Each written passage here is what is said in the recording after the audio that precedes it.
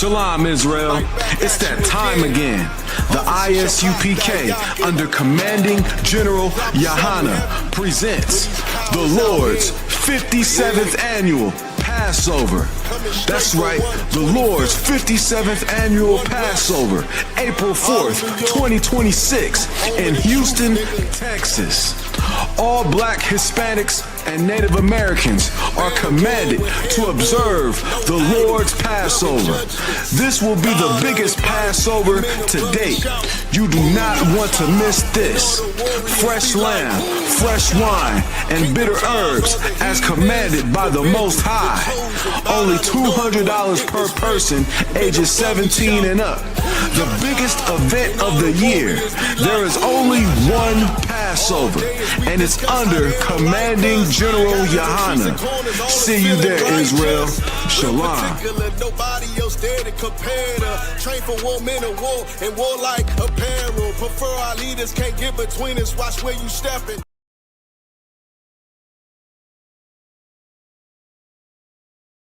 Shalom, Israel. It's that time again. The ISUPK, under Commanding General Yahana, presents the Lord's 57th Annual Passover. That's right, the Lord's 57th Annual Passover, April 4th, 2026, in Houston, Texas. All Black, Hispanics, and Native Americans are commanded to observe the Lord's Passover. This will be the biggest Passover to date. You do not want to miss this. Fresh lamb, fresh wine, and bitter herbs as commanded by the Most High. Only $200 per person ages 17 and up. The biggest event of the year. There is only one Passover, and it's under Commanding General Yahana. See you there, Israel. Shalom. Nobody else there to compare to. Train for war, men of war, and war like apparel. Prefer our leaders, can't get between us. Watch where you stepping. Hey, listen, brothers and sisters, man, if you like what you hear, hit the subscribe button, man. Subscribe to this channel. And also, please, go to isupk.com and pay your tithe. Drop me some cash so we can move around this planet like we need to, man, and do the things we need to do. Everyone west. Everyone west. Everyone west. Hey, listen, brothers and sisters, man, if you like what you hear, hit the subscribe button, man. Subscribe to this channel. And also, please, go to isupk.com and pay your tithe. Drop me some cash so we can move around this planet like we need to, man, and do the things we need to do. Everyone west. Everyone west. Everyone west. Dear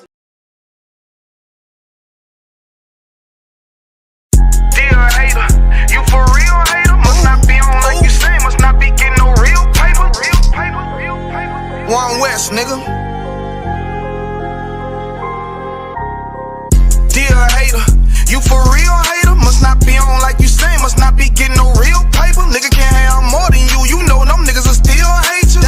Those are characteristics in a pussy nigga nature. Talk that shit behind my back, but be on mute when it's a facial. Smiling in my face, but you can't hide all of that hatred. I'm too silent, you a snake. I see that shit a mile away. Man of war, and I'm not sorry, blame that shit on UPK.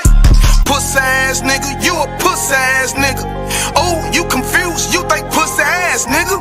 This ain't drag racing, why you got that drag with you? I'm a bad kidder, pull up with two bad bitches. Masculinity be the reason she into me.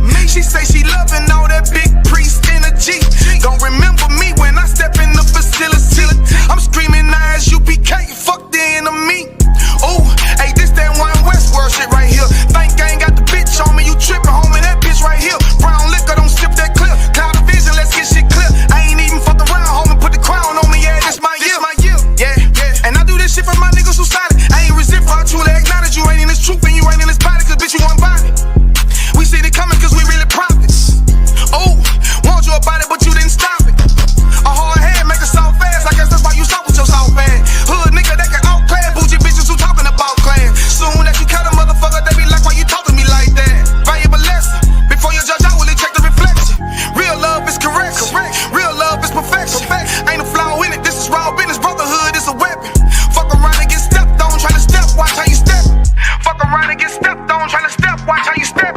10 times out of 10 when we get it in, nigga, it's a win. If you ain't in the UPK, then nigga, it's a sin. Cause it's only one body, one truth, nigga, one spirit, yeah, one God. But when the shit hit the fan, pussy nigga ran, they got in the win. When niggas saying he was down, when really the nigga switch. Niggas saying he a ride for you, when really the nigga snitch. Really the nigga quit, hey, really the nigga bitch. Yeah, and I'm just telling you the truth about it, this ain't even a diss. Yeah, this how them niggas be acting. Talking that shit like they really be about it, but when it come down to the action, that's when you find out that they lacking. That's when you find out that they acting. And fucking with my niggas, it's a sure way to end up in the casket. Bitches us against the masses. I don't mind getting dirty, but watch how I clean it up when it get nasty. I lift that Nina up and get the flashing, just cause I love my niggas with a passion. Yeah, ooh, just cause I love my niggas with a passion. Borders are blue and fringing for the fashion. Yeah, you understand me? We standing tall on what we believe in. Yeah, either you stand on something or you fall for anything. Believe that. Look, and if you standing on the wrong thing, you falling anyway. One West, Lost Tribe.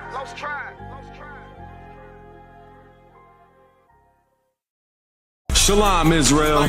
It's that time again. The ISUPK, under Commanding General Yahana, presents the Lord's 57th Annual Passover.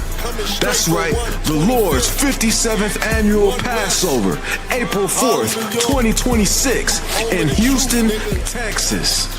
All black Hispanics and Native Americans are commanded to observe the Lord's Passover. This will be the biggest Passover to date. You do not want to miss this. Fresh lamb, fresh wine, and bitter herbs as commanded by the Most High. Only $200 per person, ages 17 and up. The biggest event of the year. There is only one Passover, and it's under Commanding General Yahana. See you there, Israel. Shalom. Nobody else there to compare to. Train for war, men of war, and war like apparel. Prefer our leaders, can't get between us. Watch where you stepping.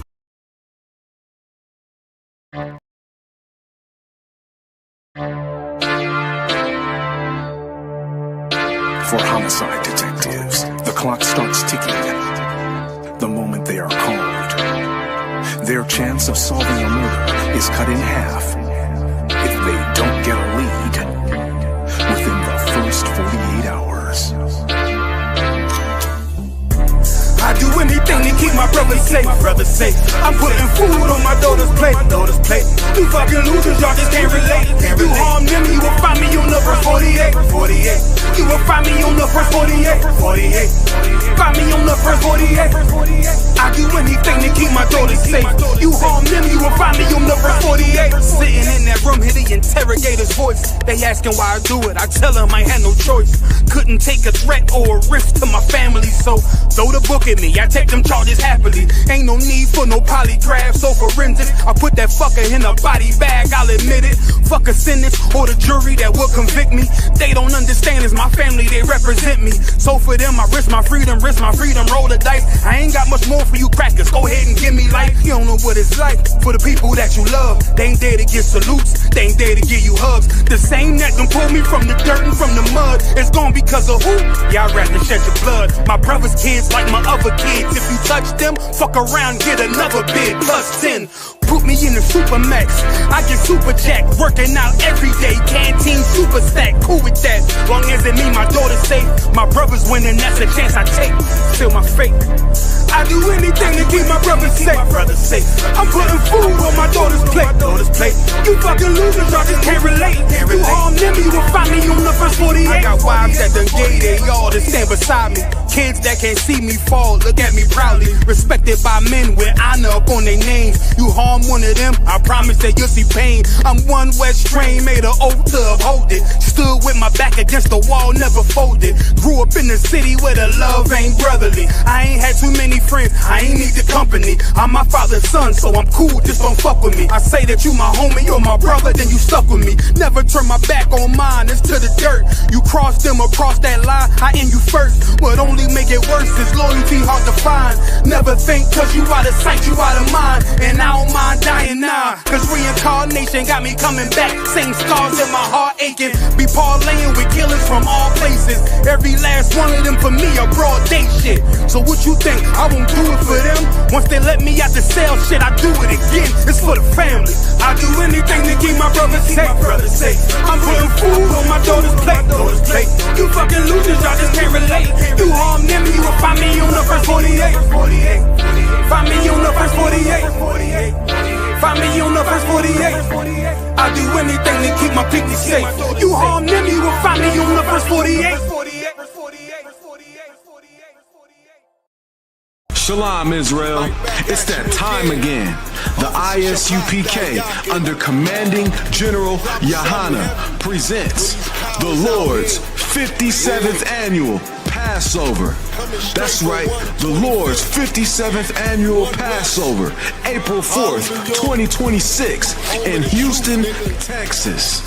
All black Hispanics and Native Americans are commanded to observe the Lord's Passover. This will be the biggest Passover to date. You do not want to miss this. Fresh lamb, fresh wine, and bitter herbs as commanded by the Most High. Only $200 per person ages 17 and up. The biggest event of the year. There is only one Passover, and it's under Commanding General Yahana. See you there, Israel. Shalom. Nobody else there to compare to. Train for war, men of war, and war like apparel. Prefer our leaders, can't get between us. Watch where you stepping. Hey, listen, brothers and sisters, man. If you like what you hear, hit the subscribe button, man. Subscribe to this channel. And also, please, go to isupk.com and pay your tithe. Drop me some cash so we can move around this planet like we need to, man, and do the things we need to do. They're one West. They're one West. They're one West. They're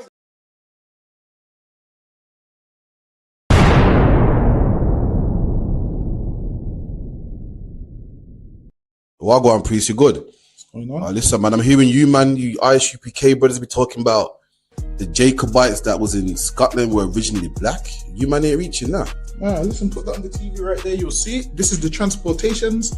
If you look right there, it will let you know. Robert Adam, brown. William Bow, black. Dogo Campbell, brown complexion. Black, brown. I see brown, black, brown, black, brown. This is all the Jacobites that was shipped out of places like Ireland and so forth. This is the transportations. Right. So this is giving you the complexion of the Jacobites that was shipped out of these places to Barbados and other islands in the West Indies. Yo, that's mad. So it's saying what? Robert Adams was a labourer and he was what? Brown faced. William Bell was what? Black, curled hair. Damn. That's deep, man. You Which means what as well? Which also means black people was in Europe. Why? Because they ruled the Dark Ages. So that's why they was in Europe. You man are cold at history, man. All right, man. Shalom.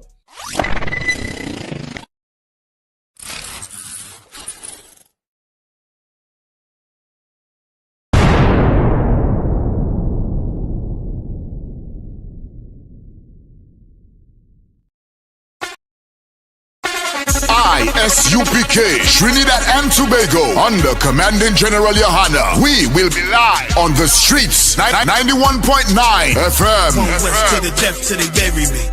Every Thursday from 7 p.m. Hosted by Officer Sawapya Allah and Officer Makwaya. West to the depth till they bury me.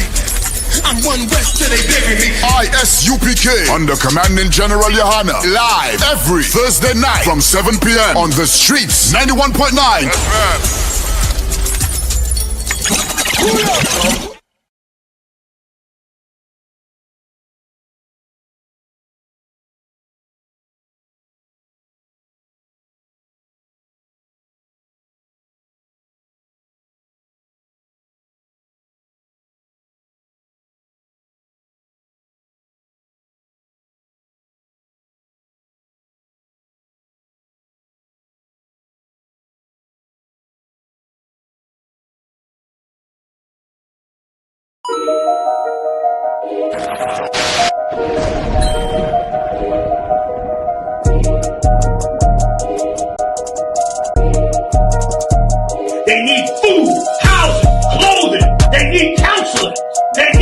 understanding of what's happened to them. They need an identity. They need to know the truth about the Lord. They need to be woke up to who the devil is.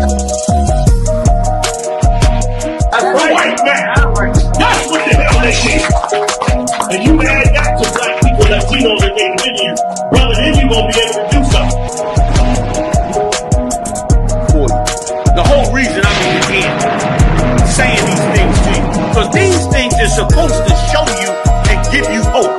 It's supposed to make you say to yourself, you know what, we got a kingdom coming. You know what, the Lord's judgment is coming. You know what, let's change our life. Shalom, Israel. It's that time again. The ISUPK, under Commanding General Yahana, presents the Lord's 57th Annual Passover. That's right, the Lord's 57th Annual Passover, April 4th, 2026, in Houston, Texas. All black Hispanics and Native Americans are commanded to observe the Lord's Passover.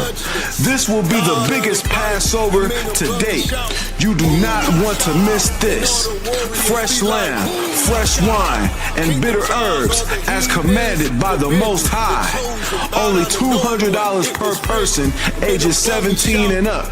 The biggest event of the year. There is only one Passover, and it's under Commanding General Yahana. See you there, Israel. Shalom. Nobody else there to compare to. Train for war, men of war, and war like apparel. Prefer our leaders, can't get between us. Watch where you stepping.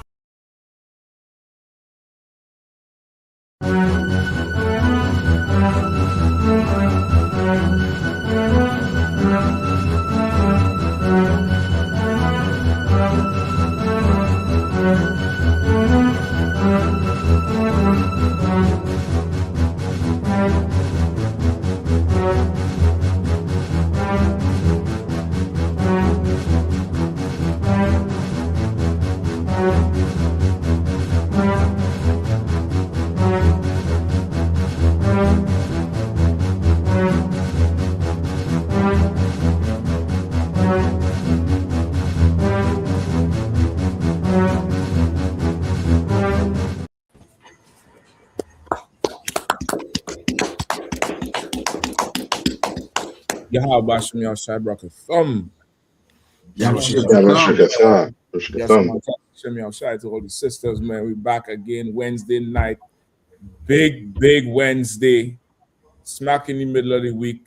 We're going to be running it down tonight. We're going to be letting you know. We're going to plan your funeral for you tomorrow because I know some of you are going to go get yourself just totally, executed tonight on some stupid shit. And doing some shit you got no business doing. This is not the new year. But the devil will remain the same, though. You know what I mean? Big up Commander Johnny Hanna, hardest milking man in Israel today, all the way through planning that Passover. We're going to be down in Houston, Texas, April 4, 2026. Just about 3 months and 4 days? 5 days, maybe? It's about 3 months away, the Lord's 57th annual Passover. We're going to be in the building. We're going to be doing it up, rocking it out on that ranch. Lamb slaughter is the Passover. Kickoff is April 1st. April 1st on that ranch, the lamb slaughter. We had the all-black party, the kids' party. We had the scripture breakdown class, Passover, Big 5-7. And of course, the Feast of Unleavened Bread closing out on the Sunday. Make sure you take your time off all the way up until Sunday. Don't leave before then. That's right. Don't short yourself. Don't short the whole week. All the way until that Sunday. We're going to be rocking it out till then. Feast of Unleavened Bread is part of the Passover. It starts overnight. So make sure you stay down there. Get the whole thing. Take your time off, man. If they don't give you time off, you know what to do. You know how we do. You know how we black and brown people do. Hey, you thought I was asking. You thought I was asking. I was giving you notice, nigga. I wasn't asking. It's a lot of service. I remember I said that before a couple of years ago as a young officer, full of zeal. I said, I was like, no. I'm giving you this as a courtesy. And the devil started laughing. He was like, well, damn. I was like, yeah. He gonna respect you if you step to him like, nigga, Yeah. I'm free like you. Right. I'm just like you. Say, no, I'm not asking you. I'm consider yourself notified. Right. Give me time to find somebody to fill the gap. You know what I mean? With that said, everybody go pay your Passover fee right now. Right now. Or I pray 1,000 moths on that brand new gammas under your bed. I pray the moths eat your gammas up. You'll gamma this and gamma that, and you're comparing the gamma soul and this and that, and the jump man too high and he too low. I pray the moths and the worms eat your gammas up. I pray you don't get to wear it. Go because the shoes, not you, because the shoe gets eaten. Go pay a Passover fee right now, man. Only $200 for a whole week long, full of events. You know what I mean? You can't beat that. Lamb, bread, wine, all black party performance. The kids have a whole, event going on where they're gonna be having fun. You can't beat it. Go get it in. Go get it in. So, what you all feeling like? What you all feeling like? Somaliland? Yo, what you feel to get into? Iran, Venezuela. Sir. While I was in your class just a minute ago, Officer Nawania Island, Florida, sent me an article about China. I don't know if this is on the list. China firing missiles at Taiwan. Go ahead, man. Go ahead, Ching Chong. Go ahead, man. How they say it? They cover it. Buddha be praised. Buddha be praised. Oh shit! They firing missiles at Taiwan, boy. Let's go with that one. Let's go with that one, boy. I think that's going to be the temperature for this so-called 2026. Right. I think Trump done start. He starts sliding on people, and they just going to continue it. Right. You know what I mean? Because even last week, you all heard NATO scrambled some jets because they thought Russia was on the way to bomb Britain. Brother, Putin sent some jets, and just before it hit UK, changed direction. NATO scrambled some fighters because they thought it was on. They thought it was on. I'm gonna look for it and get after, but you could go ahead, because Khan, sir. China fires rockets towards World War III hotspot island, Taiwan, after massive military drills fuel invasion fears. China has ramped up fears of a global showdown after firing nearly 30 live-fire rockets close to Taiwan during its biggest ever military drill around the island. Beijing unleashed the provocative show of force as warships, bomber aircraft, and new amphibious assault vessels moved in on Taiwan for a second day of exercises, rehearsing a full blockade. So So wait, and Taiwan is the one with the chips that America wanted. If I could, while Kazaka's getting the rest of the story, if I could just explain for brothers and sisters that don't know, Taiwan and China is like the Caribbean in America. Like the same way the Haiti, Dominican Republic, and Cuba sit right outside of Florida, Taiwan is like that with China. So it's damn near like the Chinese, since the end of World War II, have been saying Taiwan is China, man. It's part of our country. And it damn near, the promise was made after World War II that China could get Taiwan. But then, Taiwan, after when China first became communist, right? Mao Zedong rose up and took over the mainland of China. The old Chinese government fled and left to Taiwan. And so when the communists took over, Taiwan was like the stronghold of the old Chinese regime. And America, I think it was Great Britain at the time, came in and protected the old Chinese leadership because they were the ones that made all the deals with the British. When China first became communist, they kicked all the Europeans out. It was damn near like what happened with Venezuela, what happened with Colombia and South America. Same thing happened in the Middle East. When these Middle Eastern countries reverted back to their own governments, their own religions. They got rid of all the European powers that were influencing their, infrastructure and resources. Britain wanted to protect those good old the cats they used to do business with, so they protected them in Taiwan. And then World War II came up.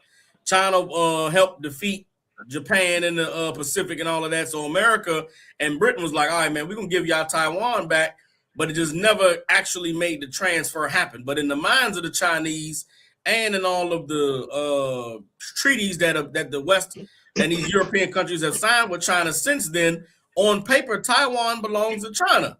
Right. But America has kept a base there. Europeans have kept their businesses there. So the Chinese couldn't just come in and straight up communize Taiwan. Well, now, today, in the last 30 years, America has used Taiwan like, it's yours, China, but y'all better not come over there because we'll drop the bombs if we have to.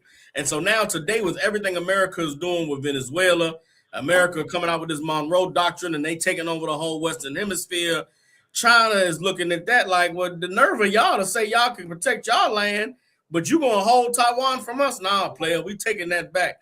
And so that's just a little bit of backdrop history for people to understand what's taking place. When you hear about Taiwan and China, the media here make it seem like the Chinese is evil and they're trying to take over this independent place. It's like trying to take over Puerto Rico. If the Chinese came and was like, yeah, B, Puerto Rico, ours, America, we finna take that. America, nigga, that's part of America. That's what's going on with that whole situation. So it's more like Ukraine and Russia. It's exactly like Ukraine. Yes. Which is why the Chinese are not allowing America to play with them behind Taiwan, because America right now, America is the war that's being fought in Ukraine. Them Ukrainians ain't got no weapons, ain't got no military. So China's watching what's happening with Russia, and they like, bro, y'all got us effed up if you think we finna just let you play us like y'all playing Russia right now. When you spoke about what happened earlier this week, Cap, with the Russians sending jets to Britain, Russia right now has put missile defense systems in Belarus that can reach to Germany, reach to France, reach to Great Britain. And so right now, like with China going to Taiwan and running a military exercise, they're testing the other nations' defense systems and their response times. China, with this drill they've been doing the last couple of days, actually has surrounded Taiwan and blocked Taiwan off from any outside help. That's what they're not actually saying. China has taken over the land, the waters around Taiwan. Now, Taiwan has bases on it, has its own defense systems, but the Chinese have basically made a move to be like, now how y'all going to take it back? What y'all going to do? And at the same time, Russia has put them weapons in Belarus. The countries between Russia and Germany, which is the Netherlands and Poland and them other countries, they don't went and put bombs and mines on bridges in case Russia decide they want to try to attack to come to these other countries. They're gonna blow all the bridges between China and Germany, and China gonna be, between Russia and Germany, and Russia finna be stuck. But Russia's okay with that if that means they get to keep their land. It's like damn near like they being pushed to the point where we finna take what's ours, and if y'all want to come to war with us, y'all can, but we not letting y'all play in our backyard no more. That's the approach that Russia and China's taking. Yeah, because I remember they had a whole big deal over Taiwan. I think it was about 2 years ago. Remember, Nancy Pelosi went down there. She took herself down there, and China caught themselves doing missile drills while she was visiting Taiwan. It's such a monumental thing because I think she was the Speaker of the House at the time. You know what I mean? It was such a monumental thing for her to go do it and represent America. I think Biden didn't go. You know what I mean? So that whole territory they're trying to claim back, like the scriptures say, every man, turn back to himself or be turned back to himself. You know what I mean? And they're trying to make sure America's interest in making all them microchips. They want to make sure they could keep that because that's what they do, right? They have some kind of the mineral, not mineral. What is it? The semiconductor. Semiconductors that is made there. But do they make it because they have a specific mineral or no? It's a factory that they have that is hard to come about. To produce it, to manufacture it at a pace they want it to. They have the best factory for it. In America, they for real, they don't need Taiwan, but because America is building the same factories or have already built the same factories here in America. Oh, you understand what I'm saying? Yeah. If they're built it already, it's very close to being done. Go ahead. So like to add one more thing, a lot of the materials needed to make those conductors come from China. So Taiwan benefits from being right there at China's border because it doesn't take a lot of time to get the stuff from the mines to the factories. What would change if America built those same factories is America still got to go to China to get the materials. Like the big issue right now with what China's doing financially. So another thing that happened the other day, I'm not sure if it's in the articles, China just made an announcement that they're cutting off the sale of silver. Nobody, they're not selling silver no more, right? The issue with that is all of the manufacturing factories for turning silver into wires and different materials for solar panels and for military weapon systems. All the factories for those things is in China. Right. So everywhere that silver is produced on the planet, it got to get sent to China because China is the only place that has the factories to turn that raw silver into something that can be actually used. Well, China just said we're not selling no more silver, which means everybody that gives their silver to China, because they control the manufacturing, China decides what the price is on you getting the silver back for whatever programs you're trying to use it for. And so it's putting the rest of the world in the chokehold because it's like, damn, we didn't let China corner the market on everything. They cornered the market on the rare earths. They cornered the market on all the manufacturing for, these AI computer chips and semiconductors. They cornered the market for the silver, which is why for America, Taiwan is so important because we can't let them have the damn island where they doing all the manufacturing for the computer chips too. It's bad enough they got the silver, bad enough they got all the rare earth minerals. We got to at least have something because of the Chinese. And so like knowing the scriptures and how the Chinese do, let them get a monopoly on anything. You finna pay hand and foot and chicken bone for whatever you trying to get from China. They finna do you greasy, dirty, worse than the white. You think the white man bad, let Moab get in control of something. It's gonna be rough. So, listen, I'm now the Reuters article. It's saying China names companies allowed to export silver over 2026 and 2027. It's like they like you saying they're dictating who could do what. Yeah. Go ahead, Kaplan. I'm gonna line it up to play instead. Go ahead. Just to add to what you were saying too, I don't know if Kazakh see it in the article there too, but America made a $11 billion weapons deal with Taiwan. You understand? And that happened just before they start doing the drills. So that drill is more than likely, as Saka was saying there, is to stop. Whatever weapons deal they have, anything from like that from coming in to Taiwan. You understand? Like it's fitting to get real, real good and grimy down there. And that's so good too in a way where for years all these other nations have looked at black people and wondered why we still under this so-called white man who is the oppressor. Why are we under him so much?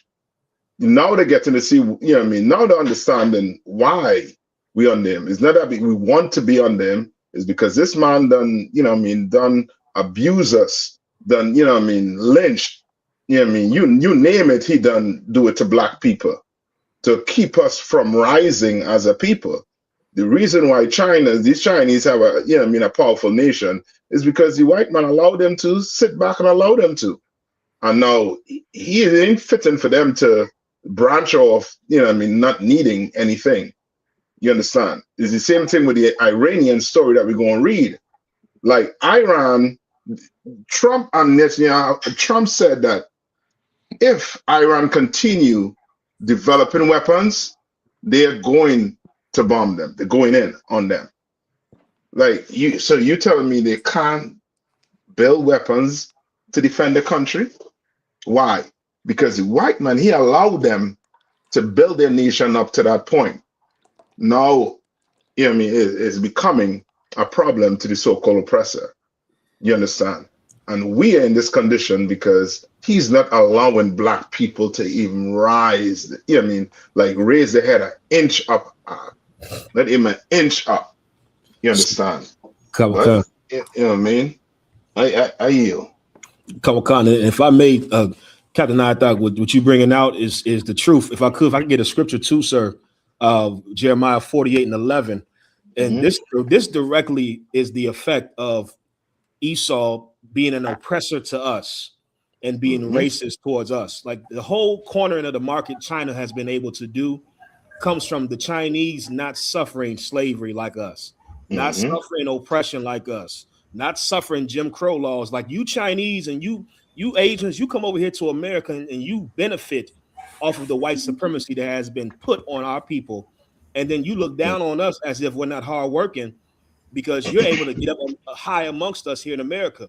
The problem is the white man hasn't been on your neck the way he's been on our neck. And so within the past 40 to 50 years, China has been able to bring their entire nation out of poverty as damn near the premier superpower on the earth. And the white man being so evil, he shipped so much of the manufacturing overseas to China to slight black men in the unions, to slight black men in the manufacturing in the urban cities. I'm from the Midwest, and everybody in the Midwest could tell you my father's generation, all of them worked in factories and was able to take care of the family, and provide for multiple families. And then Esau took all those factories in the Midwest, from Chicago, from Detroit, from Gary, Indiana, from Ohio, from Eastern Pennsylvania, that entire Rust Belt. Esau sent those jobs to China and to Mexico because it's cheaper, but really to slight us, because black people were able to be self-sufficient off of those jobs. That's right. This all ties back into you white people's racism towards us, and why you've been focusing so much on us as if we're the problem. You done allowed Moab now to gain such a strong footing on the earth. And Slaki, this scripture comes to mind right here. Slaki, if I could. The book of Jeremiah, chapter 48 and verse 11. Moab had been at ease from his youth. Moab had been at ease from his youth. The Chinese do not have a history of going into slavery, of being carried across the four corners of the earth like God's people, like blacks, Hispanics, and Native Americans. Those Chinese, up until I believe it was Nixon, when they finally opened the door on trading, either Nixon or Carter, I believe it was Nixon. But prior to that, China practiced isolation, and I can't say the word, isolationism. You understand? They kept to themselves. You understand? Up until recently. And because of that, they have been able to hold on to their culture. They have able to now foster a strength in their nation. And you're seeing that strength come to play now because they have been at ease from their youth. They haven't suffered what we suffered. Keep reading. That's right. And he had settled on his lease. Keep reading. And had not been impeded from emptied vessel to vessel. Right. The same way, if you could think of the analogy of being poured into one vessel and then poured into another vessel. That's us. We haven't had the chance to build. We haven't had the chance to do anything productive for ourselves because we're constantly being poured into different vessels, constantly move. I was thinking about it today. They raising the rent on the apartments. I'm like, how is it that they able to raise the rent every year? You renew the contract, but the prices of your wages don't get raised. It's almost like you want us to be unstable and have to move somewhere else and to never have stability. Well, this is our lives as blacks and Hispanics. We understand we've been empty from vessel to vessel. You Chinese, Moab, you haven't suffered these things. You've been able to be in one place with your people, with your culture, and there's strength in that. We're seeing it now. There's strength in that stability that you have been able to foster. Keep reading. Neither had he gone into captivity. That's what I was just describing. They haven't suffered what we suffered. Keep reading. Kankan. Therefore, his taste remained in him, Keep reading. and his scent is not changed. Yeah, see, they have their culture. As much as America and the white man wants to paint China in our eyes as villains, they have a culture that's theirs, that they can have pride in, so much pride that they come to America and still don't learn English. Like you tell the Mexicans to learn. They don't learn English. They Right. come over here and they have Chinatowns. I thought you wanted everybody to assimilate. The Chinese are able to come over here and keep their taste, keep their scent, keep who they are about themselves. And there's so much power in a nation of people that are able to do that. And we watching it play out on a world stage. Salaki. Right. Hey, most I'm crying. Let's give it up for that one. Like that for sure is Moab. Like as you say, we didn't have that. We didn't have that time to build like he did. You know what I mean? And stay together and not hate each other and not destroy each other because they have somebody foot on their neck. That's right. Like they ain't suffer like us. Go ahead, please. No, Salak, I didn't mean to interrupt you. I was going to say to piggyback off what Kazak brought out. You know, you think about the scandal that's going on right now with these Somalians in Minnesota and all the money that they was getting. Right. I think back to 1975, 78, when Chinese was able to establish restaurants in our community.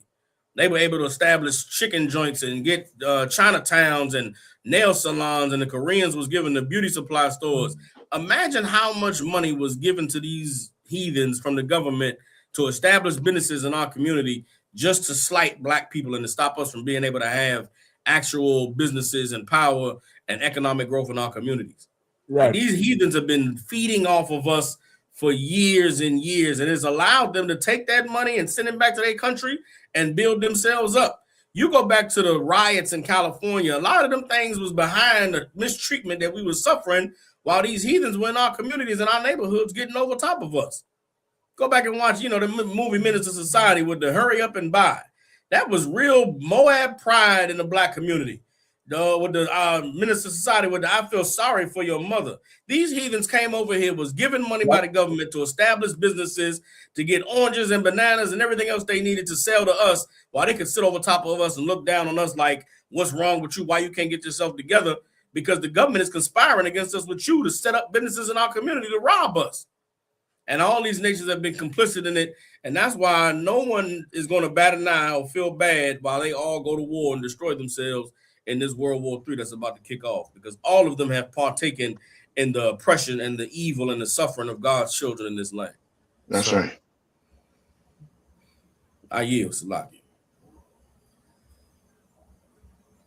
Yeah, you so right, Doc. And nobody's gonna really give a damn, while they do it to us. That's like right. they're gonna do things to us that is gonna be absolutely insane, unheard of, fucking, downright monstrous. But it would mean for them that they get to continue eating. It would mean for them that they get to continue being in power. And that's why they would allow this shit to happen. They'll allow everything to happen. You think China or Russia or England or whoever else couldn't say, you know what? We put in tariffs on America for how you're choosing the Latinos. You know what I mean? You solve that Latino problem that's going on over there. And until that, we're not buying no more of whatever it is they buy from America. Or we're gonna charge you more to, for what you buy. You think they couldn't just do it? They don't give a damn to do it up. They don't give a damn to do it. They watch us get violated and continue making money, which is why when Christ returns, they're all going into slavery. They would have earned it. Nobody could turn around and say, well, I stood with y'all. I helped y'all because y'all didn't. You'll watch it going on. You'll watch it happening. They all mad about not mad, but they're making us think about the bombings with the boats in Venezuela. Yeah. The Britain say they ain't giving America no more intel. They say, hey, we ain't gonna give America no more intel.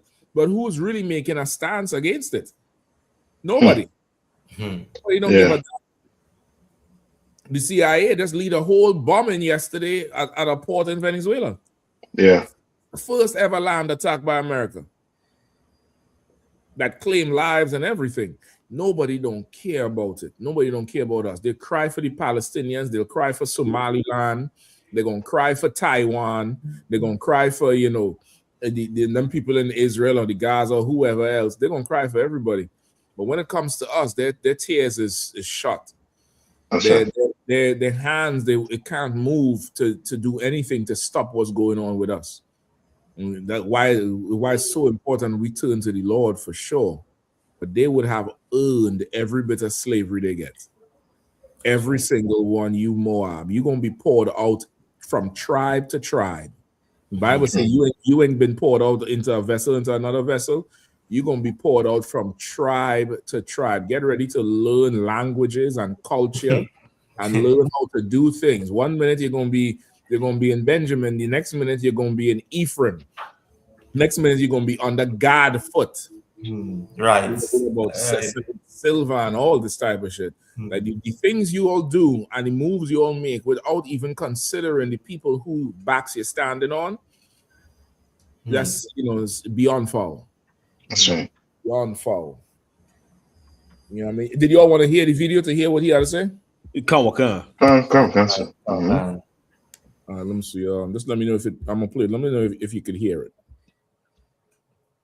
I want to emphasize that the Democratic Progressive Party authorities stubbornly adhere to the stance of Taiwan independence, attempting to seek independence through the US, even at the cost of turning Taiwan into a powder keg and an ammunition depot. This fully exposes their vicious nature as peace destroyers, troublemakers, and war instigators. External forces, by using Taiwan to contain China and arming Taiwan, will only embolden the arrogance of Taiwan independence and push the Taiwan Strait towards a dangerous situation of military conflict.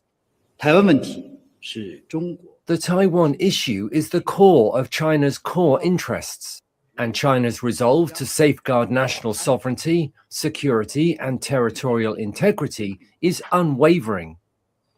Any vile act of crossing the line and provoking on the Taiwan question will be met with China's firm countermeasures. Any sinister attempt to obstruct China's reunification will never succeed. He said any attempt to stop China's reunification will never succeed. Right. Yeah, they might be the wrong ones to push, Esau. Yeah.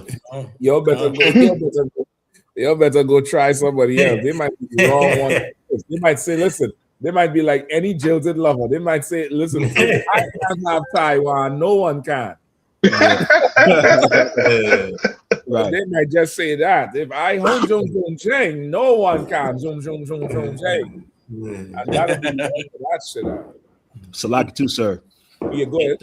And if you see what the heathen said too, he said, everybody is seeing the vicious nature of these people, how they are peace breakers. Like, this is prophecy letting you know that the end of this society is near, and the beginning of Christ's rulership is near, because the Bible says Christ can't return until that man of sin, that the son of perdition, be revealed. You got Chinese people now telling you what we've already known since 1969. Since 1619, since 1492, since 70 AD. Now the world is finding out this is not sweet white Jesus. That's right. These aren't the peacemakers. These aren't the heroes. This isn't Superman. This is what's his name? This is Homelander. Yeah, like that's it. White people, you're not Superman, you're Homelander. That's it. And Black people, Hispanics, and Native Americans, we've been trying to tell you this entire time, and you said we were complaining and we were looking for a handout, and now you're seeing what we've been saying come true. The white man is the devil. That's what he should have just. I'm waiting for a world leader to just come out and say it. Just, these white people are devils. I think the closest one was Chavez when he said, "I smell sulfur." Yep. he said the devil has come out to him. That's right. He said that's the closest one. That's the closest one. Like you world leaders got to stand up and call this man out for who he is. Let's take a note or two from the UPK. We call the white man the devil in the nation's capital, down the street from the White House. Surely, with all your nuclear weapons, I hope you're not scared to call him the devil with all your nukes and your weapons. Call him the damn devil in these interviews, man. That hit different. Call him the devil. Yeah. Yep. Salaki, Captain Shock. I put it in the chat for you if you want to run it. I'm already in the I was already in the process of making a clip out of the Chavez. And this is why they going in Argentina. If you want, this is why they going in Venezuela. You want to know why they so hell bent at going to Venezuela? I guarantee you, this ain't about no oil. This ain't about no, strategic command of the coast, because America, the Venezuelan government already said, we'll give y'all all the oil fields, man. Y'all come on here and bring business. We ain't want no smoke. Yep. America still got a vendetta because they trying to establish, when you speak the truth and you talk about us this way, we coming to get you. That's right. He's speaking at the beginning, sir. If you just go back to the beginning, hit play, he's talking during all of that. Yesterday, the devil came here. I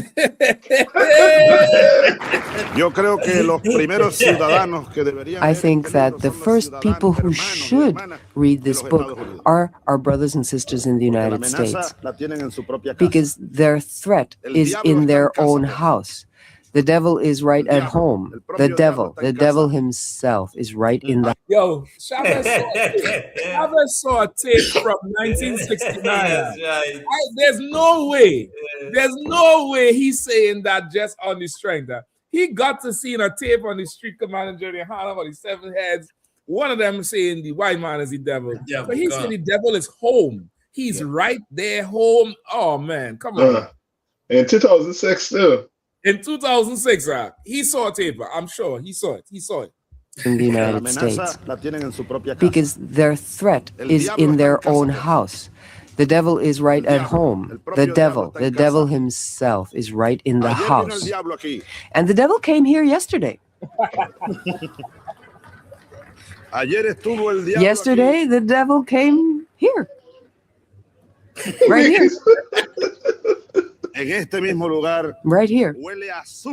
And it smells of sulfur still today. I didn't know how to say that in Spanish. He said something about sulfiada.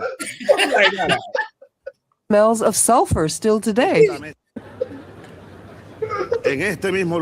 Right here. And it smells of sulfur still today. I don't learn that shit. It's devil comes to come. I'll be like,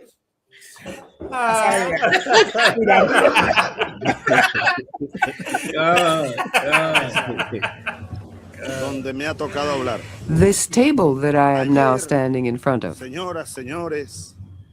Yesterday, ladies and gentlemen, from this rostrum, the President of the United States, the gentleman to whom I refer as the devil, came here talking as if he owned the world. Truly, as the owner of the world. If that is not Job 9:24, I don't know what. Yeah, that's right. That's Job 9:24 right there, boy. Like, listen, the brother asked a question in class tonight. What should Maduro do? Every Black, Hispanic, and Native Indian leader should call Commander Journey Hana and learn the truth. That's right. Every single one, because you don't understand fully what's going on. You might be able to, make out the silhouette of what's going on, but you don't see the detail in it, boy. He talk like if he run the world, because he runs the world. Right. Yeah. He owns the world. God gave it to him. Man. I think we could call a psychiatrist to analyze yesterday's statement made by the President of the United States. As the spokesman of imperialism, he came to share his nostrums to try to preserve the current pattern of domination, exploitation, and pillage of the peoples of the world. An Alfred Hitchcock movie. Wow. Listen, he definitely went all the way with it. Concert. You know what I mean? He definitely went all the way with it there. He didn't hold back at all. And that's, again, the white man, they take a serious affront to that type of public, you know what I'm saying, checking. Check them in public like that and expose them and talk about them on the world stage. In their mind, we got to make an example. Barack. Hey, Yabashim Shabbat the Thumb, water for inviting me after.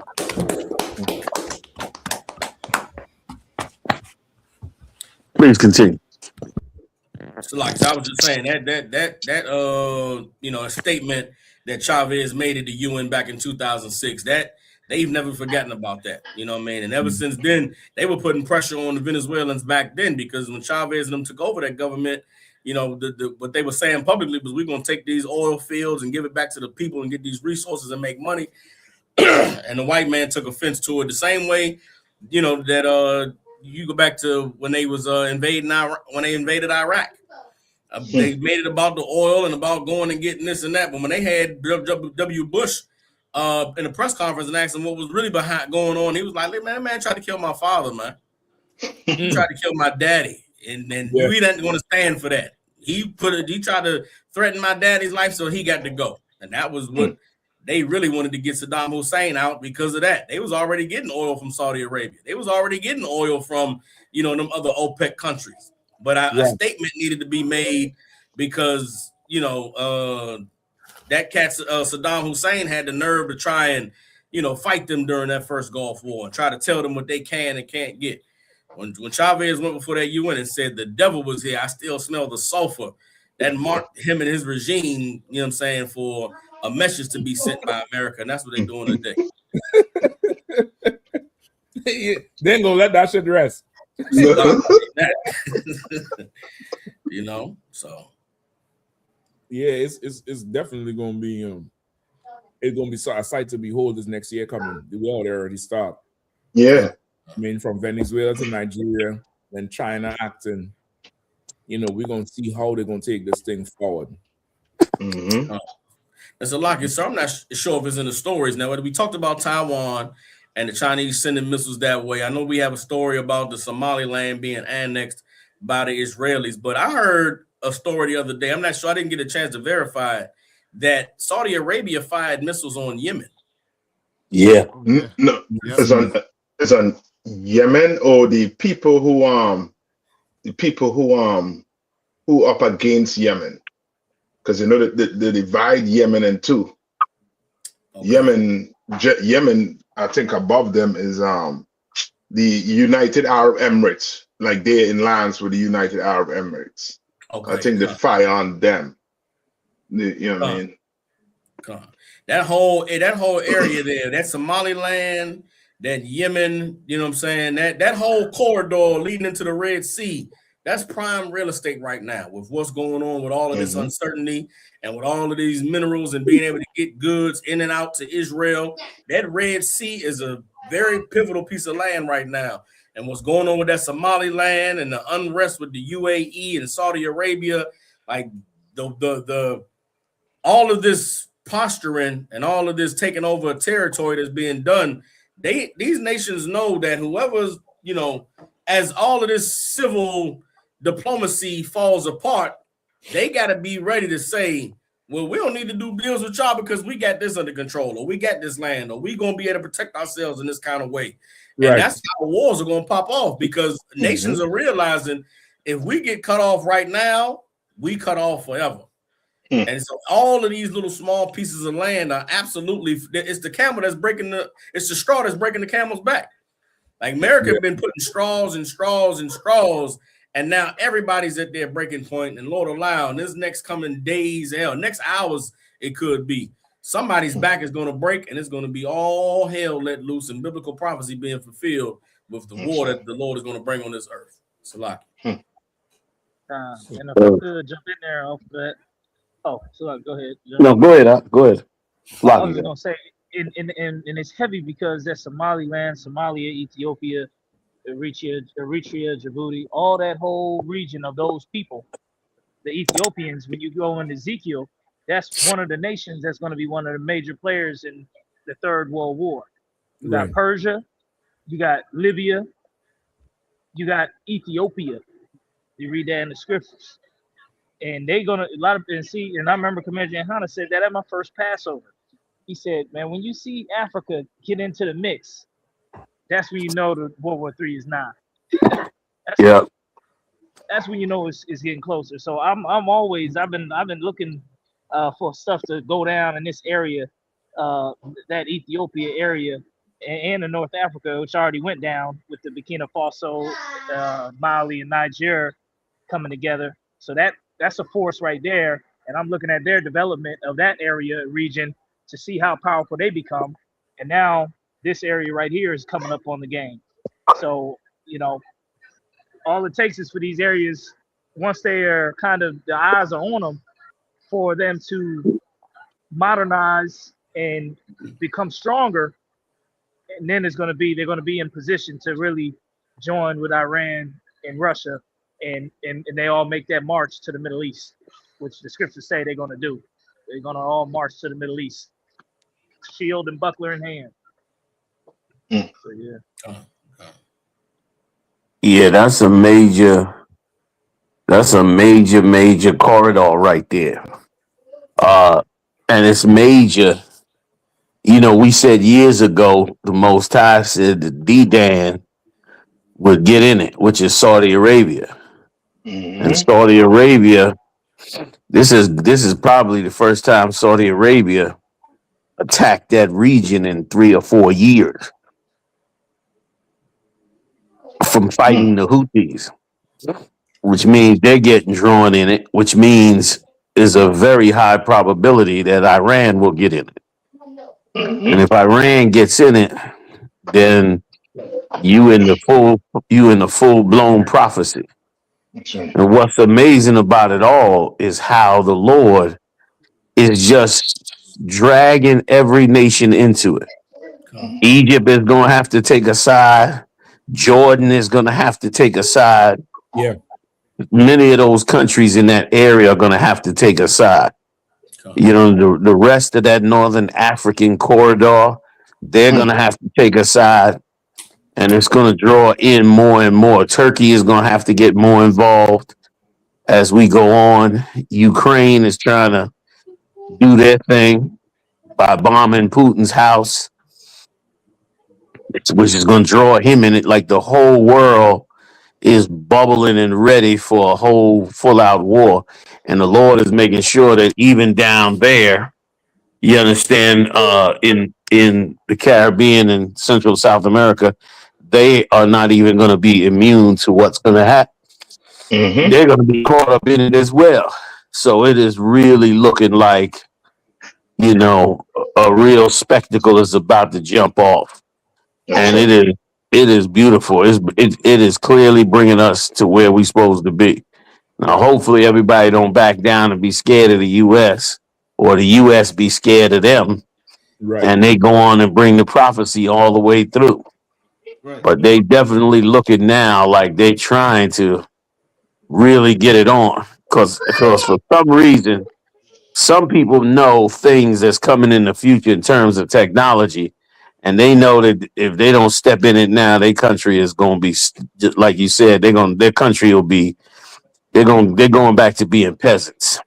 They're going back to being peasants in about 2 seconds if they don't get some of this technology that's going on. Because all the other countries will do is fly in there with their drones, and they won't even be. This will become a war that doesn't even use manpower anymore. Right. They'll just bring in drones and bomb the hell out your country, and never stop bombing it until there's nothing left. Yeah. So you know what I mean. So they know this. So they know they gotta try to get a stake in it. It's so big. It's so prophetic. And like the Lord said, they that are confederate with thee have brought thee to the border. They're going right to the border of the Third World War, believing others are with them. Europe believed America was with them for quite a while. Now they understand what was going on. Qatar believed that the U.S. had their back and nobody would touch them until the Israeli bombed them. And I heard, y'all get me right on this, I heard that Iran bombed Israel. Is that correct? Or not true? Unconfirmed. Well, Unconfirmed. So like Yeah. they have threatened to do so. In fact, Oh, Iran has recently threatened to go at full out World War III with everybody, including America. I We're heard. gathering in the stories. I heard they must have saw the blueprints on what they wanted to do with them. They must have saw the blueprints on what they trying to do. What you heard about that deal with Somaliland means that they're supposed to take 2.5 million Palestinians from Israel and put them back in that land, Yep. which is insane. Yeah. So like, sir, if I could Please. leave the message that the Iranian spokesman made a speech yesterday, and the message that he sent was very similar to the one that the Chinese sent about their operations in Taiwan, and that and Iran sees that the only way to protect their self-interest is to act as though they're already at war with America and Israel.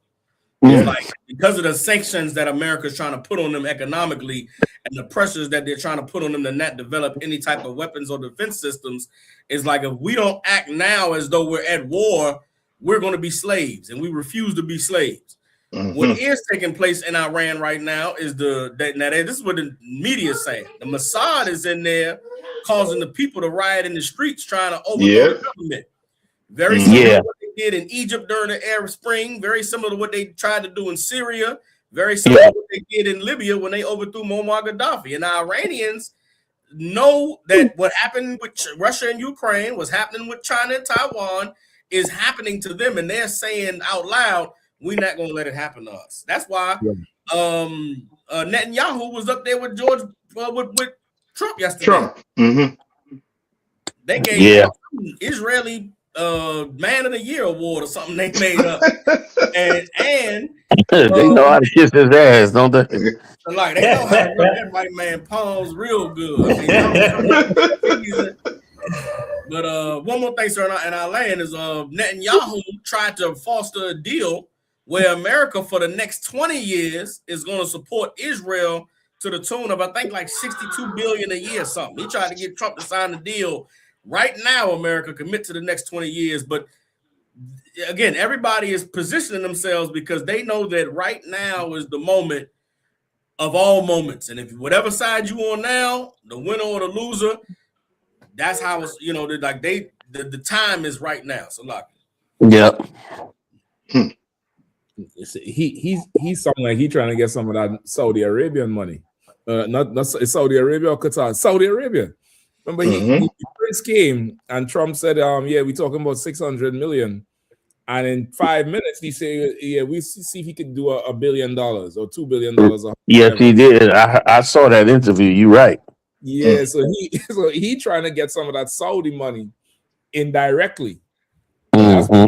He trying to make sure he gets some of that good money indirectly, because they in a full out, like the gates open on all they lost right now.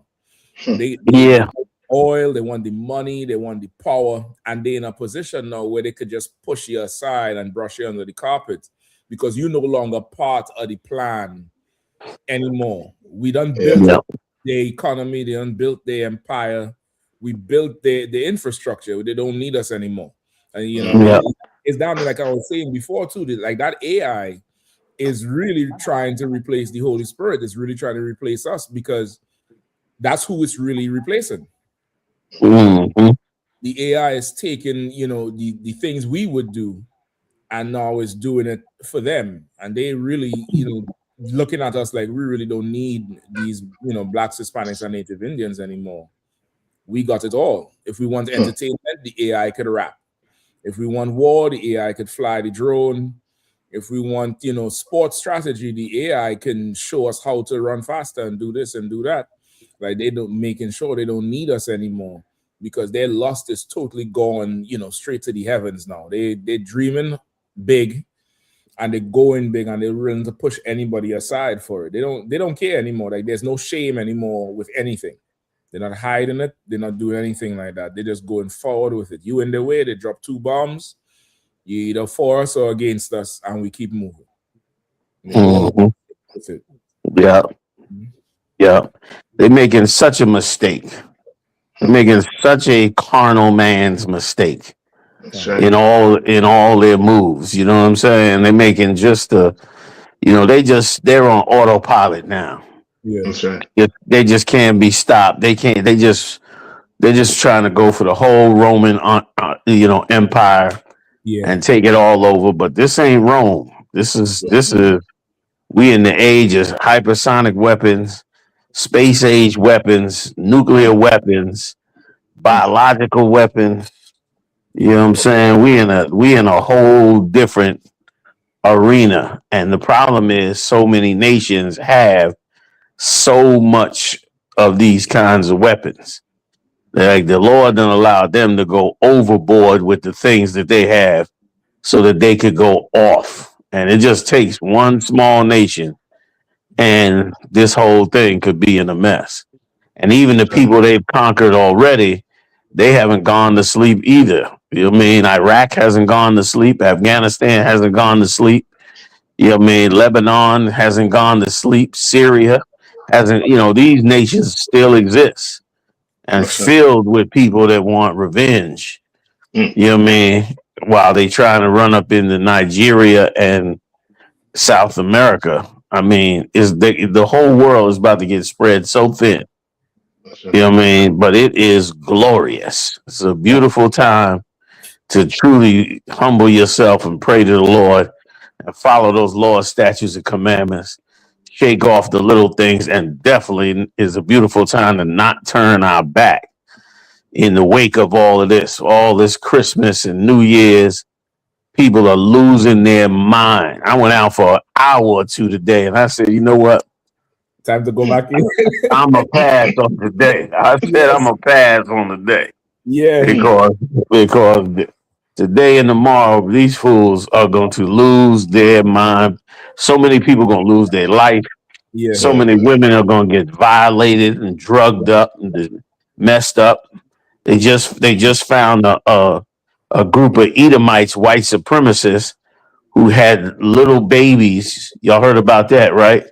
They was keeping these babies underground, these black babies, underground, sexually assaulting them, raping them, all that. And they was underground in one of those hillbilly states, and the FBI came in and raided it. So these people are like out of their mind. I think they were trying to sex traffic them, or prostitute them out or something like that. And I mean little babies too. And so it's this is the place where all the demons are finally unleashed.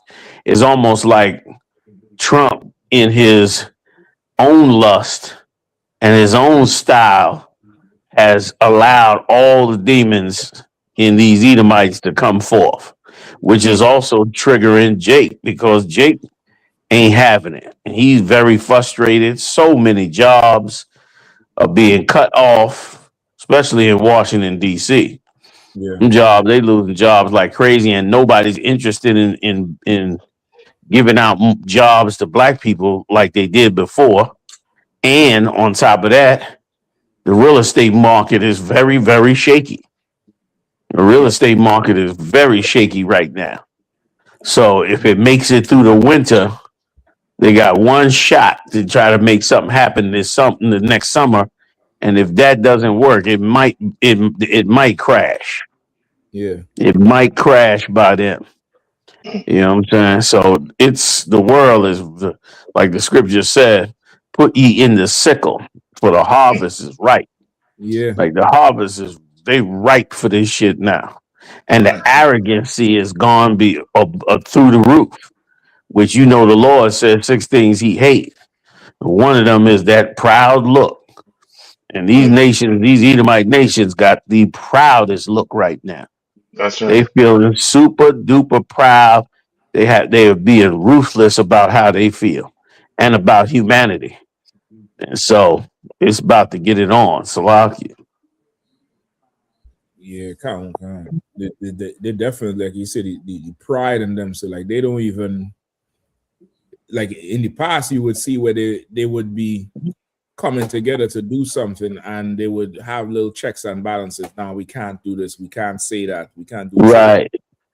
But now Mm. they don't give a damn, publicly, and so much is even they turn on their own, like how he turned on Marjorie Taylor Greene. He called her Marjorie Traitor Green. Yeah. You know what I mean? They really in the full flight of, if you not with us, you are against us. Yeah. Yeah. And it's for people in the world, it's very scary. But if you in the truth, you would know, like how the general is saying, you living in prophetic times. You living in a certain time now where it's like, okay, now they're getting together. This is more signs. Each man will turn unto his own. Every man will turn into his own land and turn to his own people. This is signs. Okay, it's getting there. Now you had to look for your people. But the Christian in the world, Jamal Bryant and them, they can't explain to their congregation what's really going on. Yeah. Because they're too blinded by the loss. They want to get the most and want to serve whoever that would give them into their life. Yep. You know what I mean? They have no explanation for what's going on right now at all. Like, why is this happening? What is the church saying about how they're bombing in Venezuela or how they bomb Nigeria? What are they saying? They ain't saying nothing but Not a single word. yeah, nobody's saying anything. Like, what are He they? had Salaki Cat. He had a tape saying the church has failed. The church has failed. I couldn't believe it. He said, "We have not helped the people. Wow. We have not come together and given direction." He was all there trying to, of course, act like he wasn't the church. He the very one that did the deed, and acting like he's not the one that did the deed. Yeah. And so basically, once again, they're feeling out of sorts. That's But right. their plan will be the same. Their plan will be to convince all the people to not listen to us. That's right. That'll be their go-to, because they'll know. They already know. They're already saying to themselves, these Israelites are growing exponentially. Yeah. If we don't do something about this, we won't have no churches no more. We got these great mortgages and all that. They know where their bread is buttered. You know what I mean? They have made a cesspool of the black woman in these churches, man. They have made a cesspool of her and made the abortion clinics rich. Right. And they know it. You know what I mean? And they know that we are here to straighten out what is crooked. And they don't want no parts of it. Yeah. They're gonna be pressing up against us.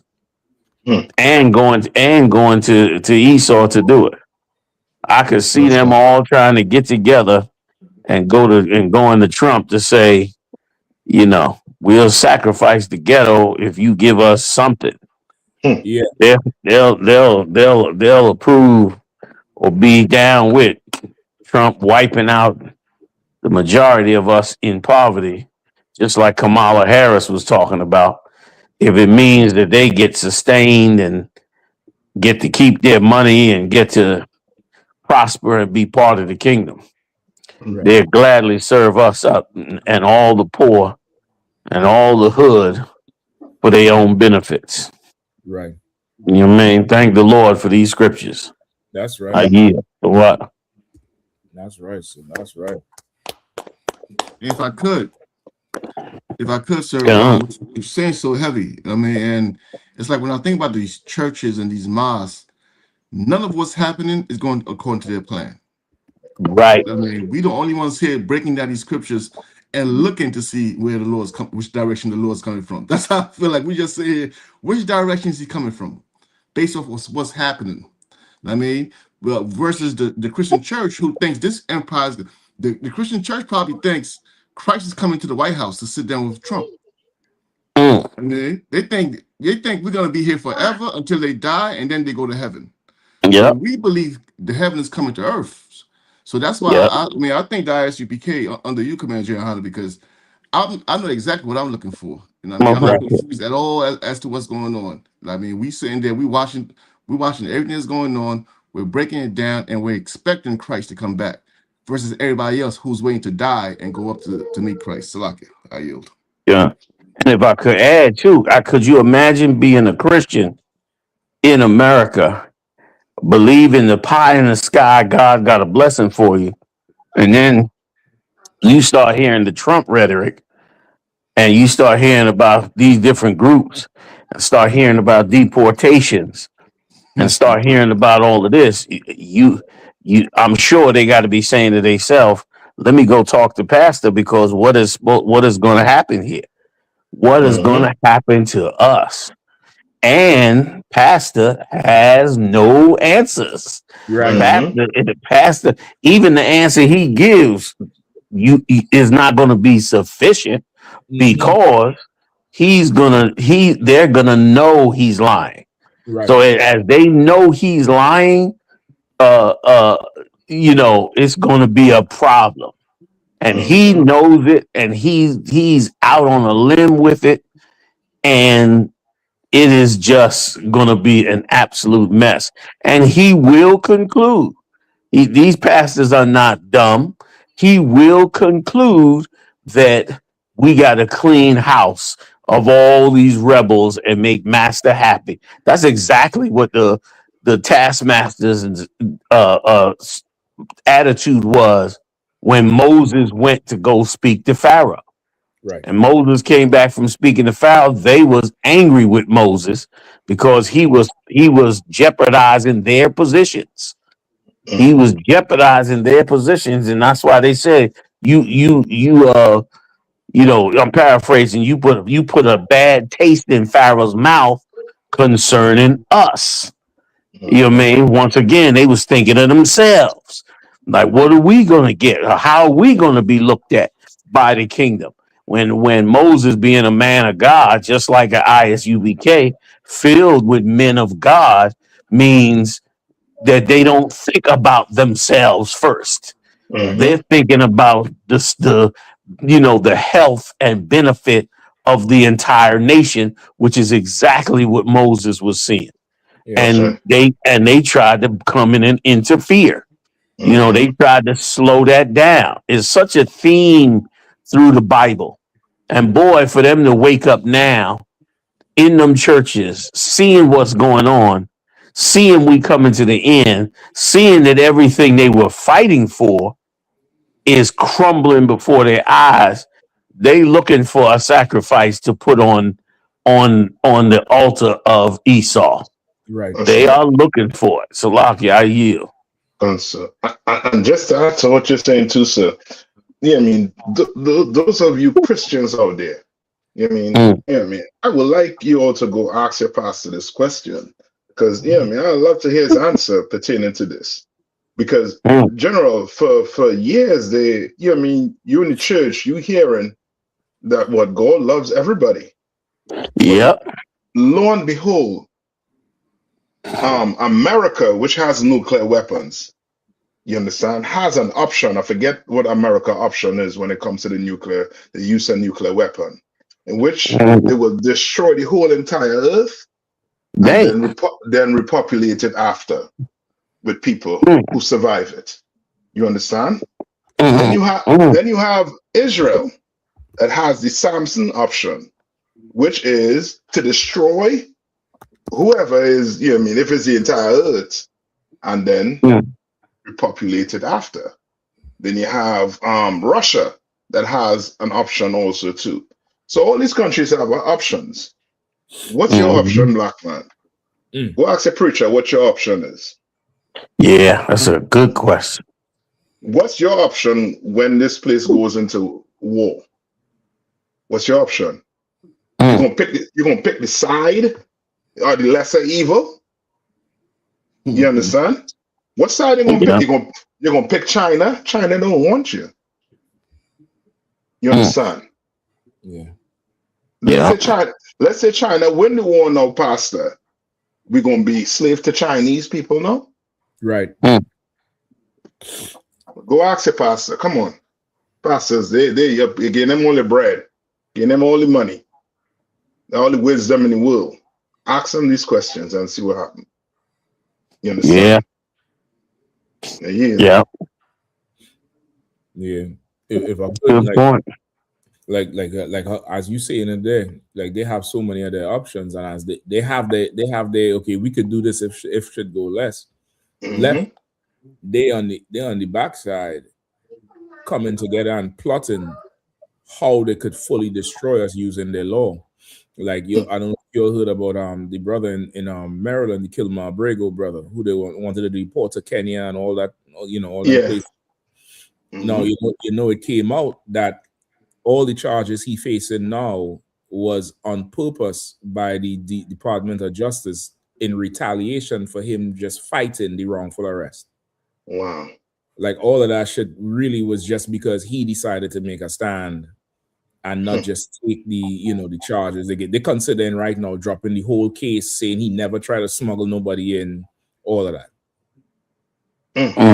So imagine they would hang that up and parade him like, he's a gang member, this, that, he was trafficking people. None of that shit was true. That's what they're alleging right now. They say that whole shit come from the DOJ under the advice of somebody else with Homeland Security and the FBI and all that, just because he fought the wrongful arrest.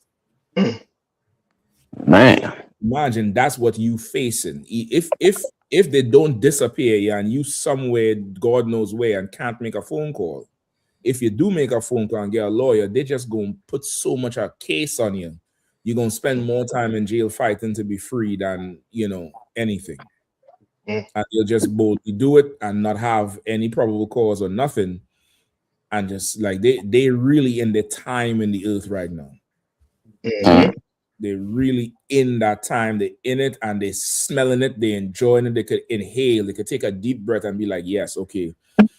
Like that you could see that's how they feel. There's nothing to stop us now.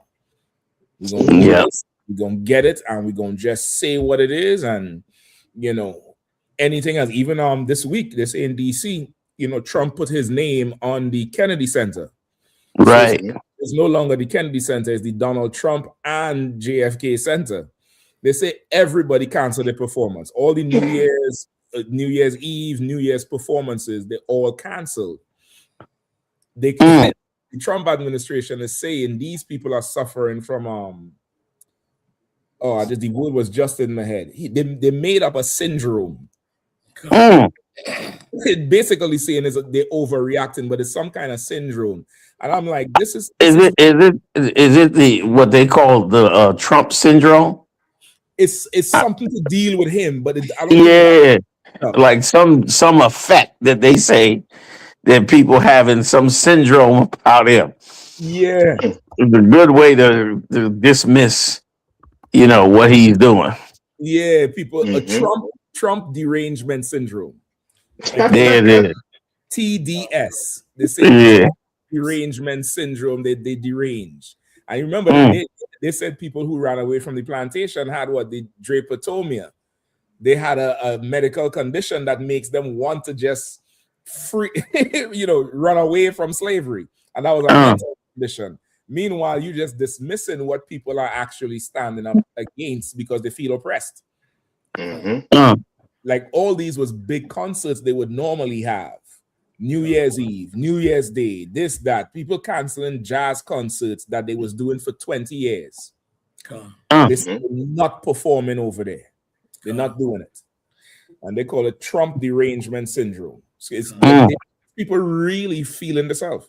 Like if Christ don't come back and set the record straight in 100 years, the books will say after COVID, the public took on serious mental illness where they all turned against the one true leader, Donald Trump, who was a pioneer and a pillar for.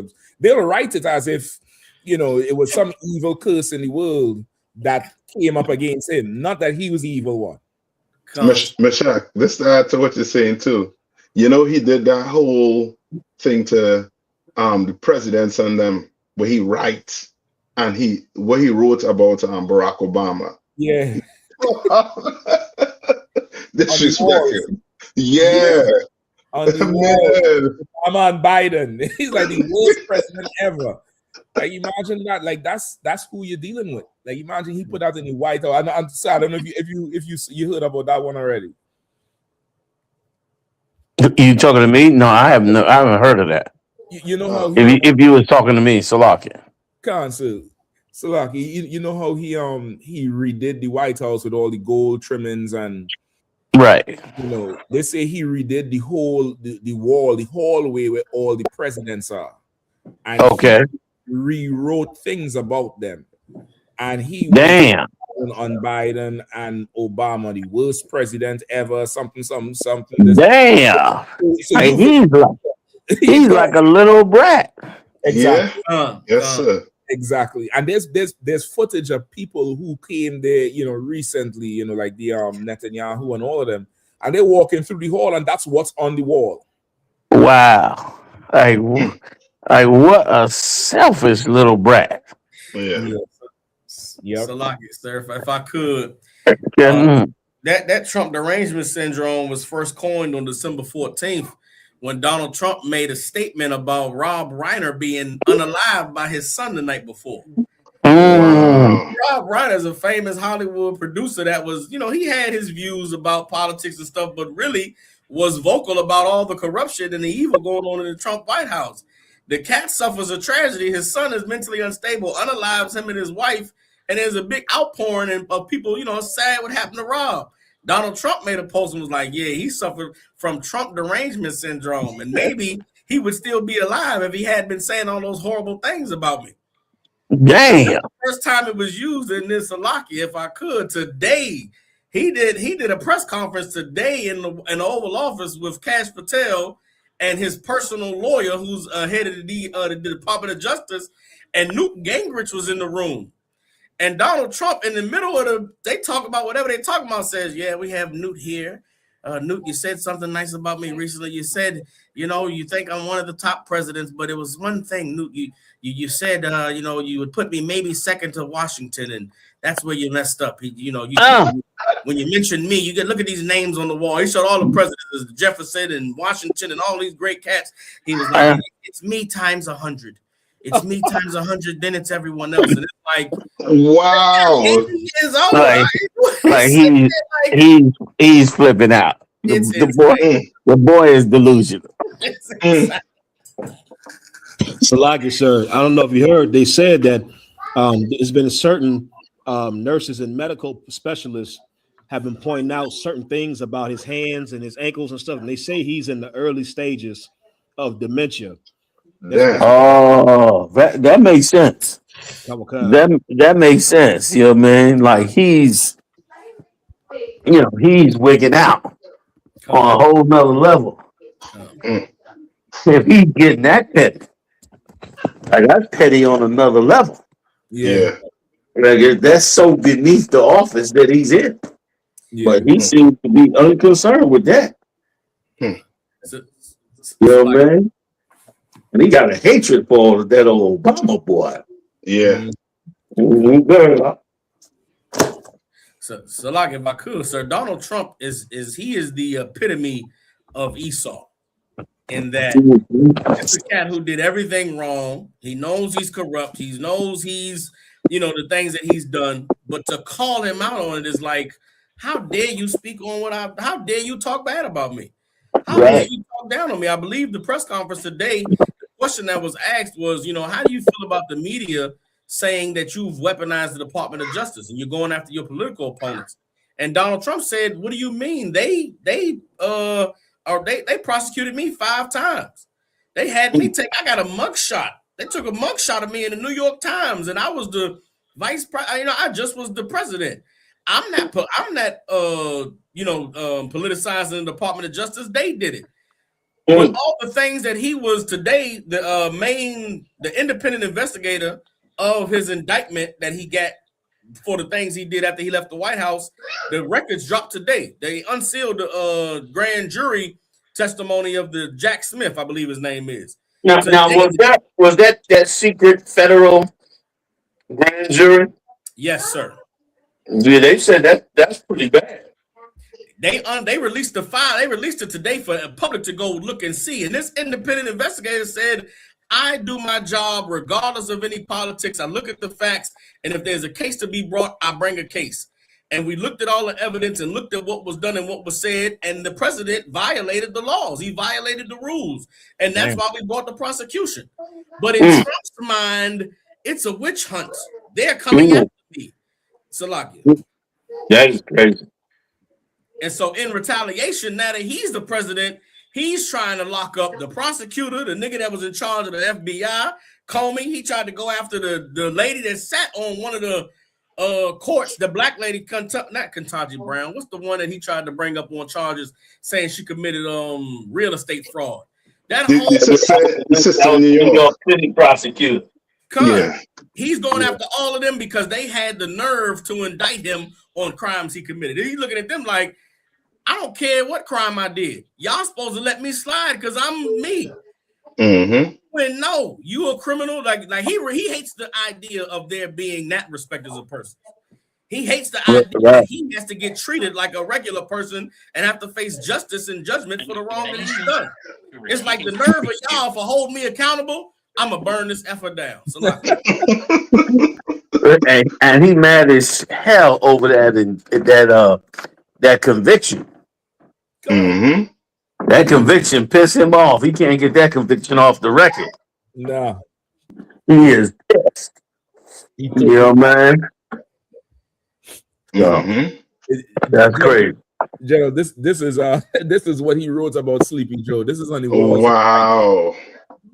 It says Sleepy Joe Biden was by far the worst president in American history, taking office as a result of the most corrupt election ever seen in the United States.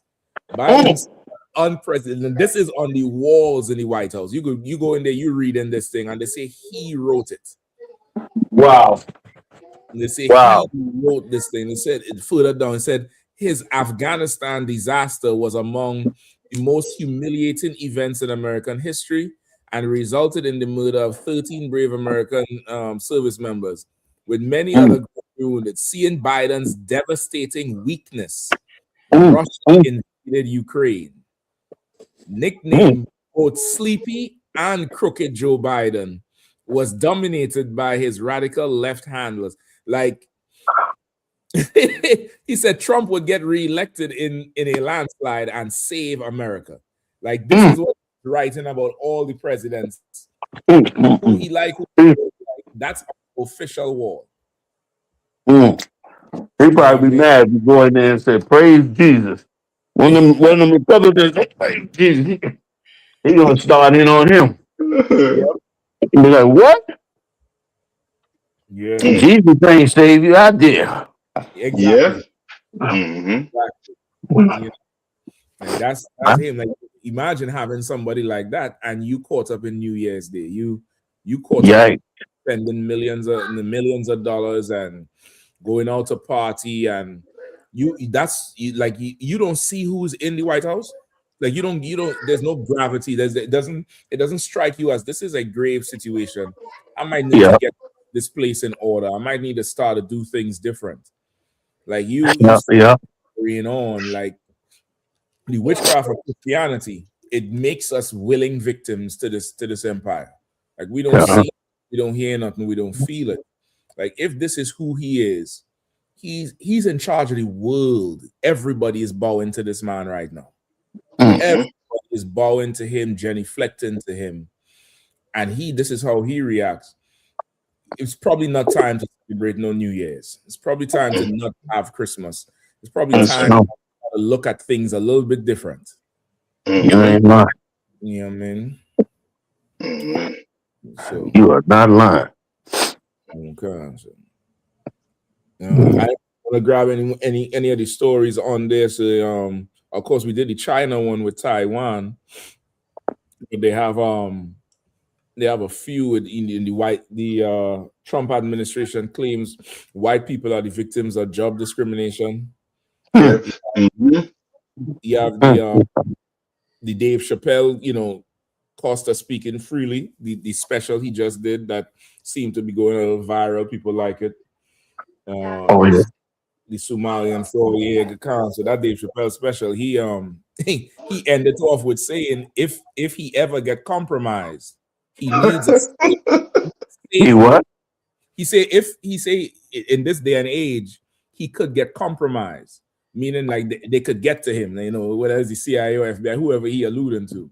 He says, so if he gets compromised, he needs a safe word so all his fans know that what he's saying is not him. And he said, I got it. He said, the word is, I'll support Israel. Yeah. He said once he said those words, he said, he lied. Whatever he said after that, it's all right. It's not him talking. It's not, I ain't gonna lie. So this one here is Chappelle. He shows something here. Saying what he was coming up against, everything he was saying, it was just so on point with it. And he put it in a comedy thing, but he's really speaking like this shit here is, all the way left. Yeah. Salaki, if I could, watching that special, it was almost like he was trying to demonstrate the way a free man can speak. And I know for us in the truth, well, okay, I speak personally, right? Being removed from the world for so long and being around righteous men who speak with power and authority and say the right thing all the time and speak freely the way that we do, you can forget that there's a whole world out there of men that have no voice, who aren't able to speak many times because they don't have the words to articulate the frustrations that they're experiencing. They don't have the words to say how they feel and be able to have it come across as them not just being angry or not just being, something that can be easily dismissed. And what, Dave Chappelle did a history lesson in that special and going all the way back to the 1910s and talking about Jack Johnson, the great heavyweight champion, right? And he talked about, he did it wearing a Colin Kaepernick jacket. And you know what I'm saying? He talked about how they was trying to come up against him for going over there to the Middle East and doing a comedy show. And they say their regime is evil and this and that. But hell, Israel just is killing reporters right now. Like, he spoke in a way that demonstrated that there's a cost that comes with being free. You don't just get to speak freely and there's not a sacrifice and there's not a price to pay for it. And you know what I'm saying? He's in the world, but you can look at his career and, he left $50 million on the table in a show that was leading on television at the height of it. And everybody thought he was crazy. Everybody thought he was insane. But he was a man that saw this is enslavement. This is them taking away my freedom to be able to say what I want to say and present myself the way that I want to be presented. And he gave that money up and took that L and disappeared for however many years. But as he's come back with a strength and with the freedom to speak in a way that he feels comfortable speaking. And so, for him to say what he said at the end, it really was like, he was saying, I'm not selling out. But if they find a way to make me sell out or to make me compromise, y'all going to know that I have sold out or they have gotten to me when I say I support Israel. And what that did, that turned and shed a light on everybody saying I support Israel. Yeah. Because what business do you have with Israel? What are you talking about? You support Israel? Why, nigga? Like, where'd that come from? And so it was powerful in that he's showing you don't have to say it. You don't have to join them. You don't have to be their slave. But if you do join them, if you are going to, shuck and jive and buck dance, we'll know it because you'll say, I support Israel. You know what I mean? Salaki. Yeah. I remember he had the beef with them with, when he came out and said what he said. He had a whole beef with them about, taking his rights and taking his money and not giving him what he needed to get. Remember, around the same time, Nick Cannon had the same situation. So he was definitely speaking against the small hats because they sent a small hat comedian after him at Bill Maher. And it was, if anybody know Bill Maher, it's shocking that Bill Maher would go against Chappelle when Bill Maher he pushes the envelope on every interview. Right. So that's why he was like, I can't believe Bill Maher gonna come against me for saying it's easier to speak freely in Saudi Arabia than here. He's showing, he's the Jewish man, he'll get to whoever he need to get, but I'm gonna say whatever the hell I want. The special was in my opinion to wow. I think it's a good watch for anybody. Salak, if I may too, General. Please. Come on, sir. And it's the thing that a lot of these black entertainers, it's like it's something that they all know, but they all scared to talk about for a long time. And General, you brought this up before. These Jewish people are absolutely whoring black entertainers in the industry. Yeah. Like they all know that the terrible contracts, that's how they deal with them, the 360 deals and the music. Like it's something that they don't talk about as much outwardly because they don't have the courage to call a Jewish man out. But they all behind closed doors, these black and Hispanic entertainers and celebrities, they all can't stand the Jewish man because of how he deals with them in the industry. Right. And so I wouldn't be surprised if a lot of these brothers is getting courage from watching us, General, from watching you. You know, like, it wouldn't surprise me that they get Watching y'all. finally. It's like, go ahead, sir. Watching y'all. Go ahead. Most High Christ, sir, to finally get the courage to at least push back a little bit, you know, for somebody in the world, because it's not something that they all don't know about. It's something that they all know. They all disagree with it. They hate it, and they slaves to how the Jewish man operates, but they are scared of losing their livelihood. And so I could imagine you being in some slave contract under some Jewish man, and then you walk down the street, and then you hear some black man, the Jewish man is not the real Jew. He's the devil. The white man is the devil. It's like, well, damn, that perfectly describes what I'm going through, but I can't say it. So it's like, I suspect we're going to see more and more black celebrities side with the truth. And it wouldn't surprise me if some of these celebrities don't hit up brothers in the school on, you know, like the brother that came to Christ during the nighttime.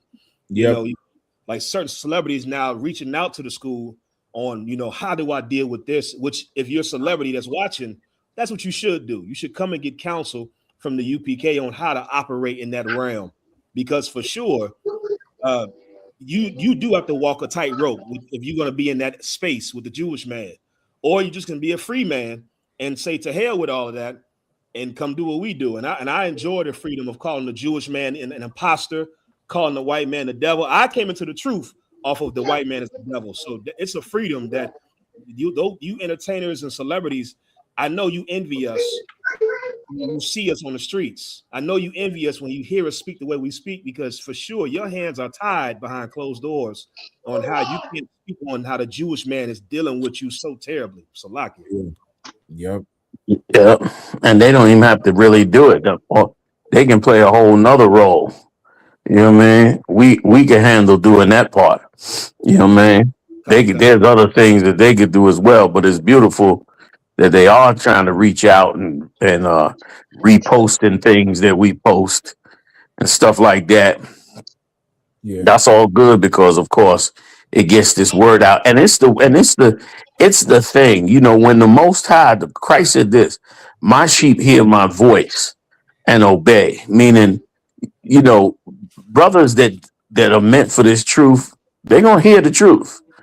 And they ain't got a choice.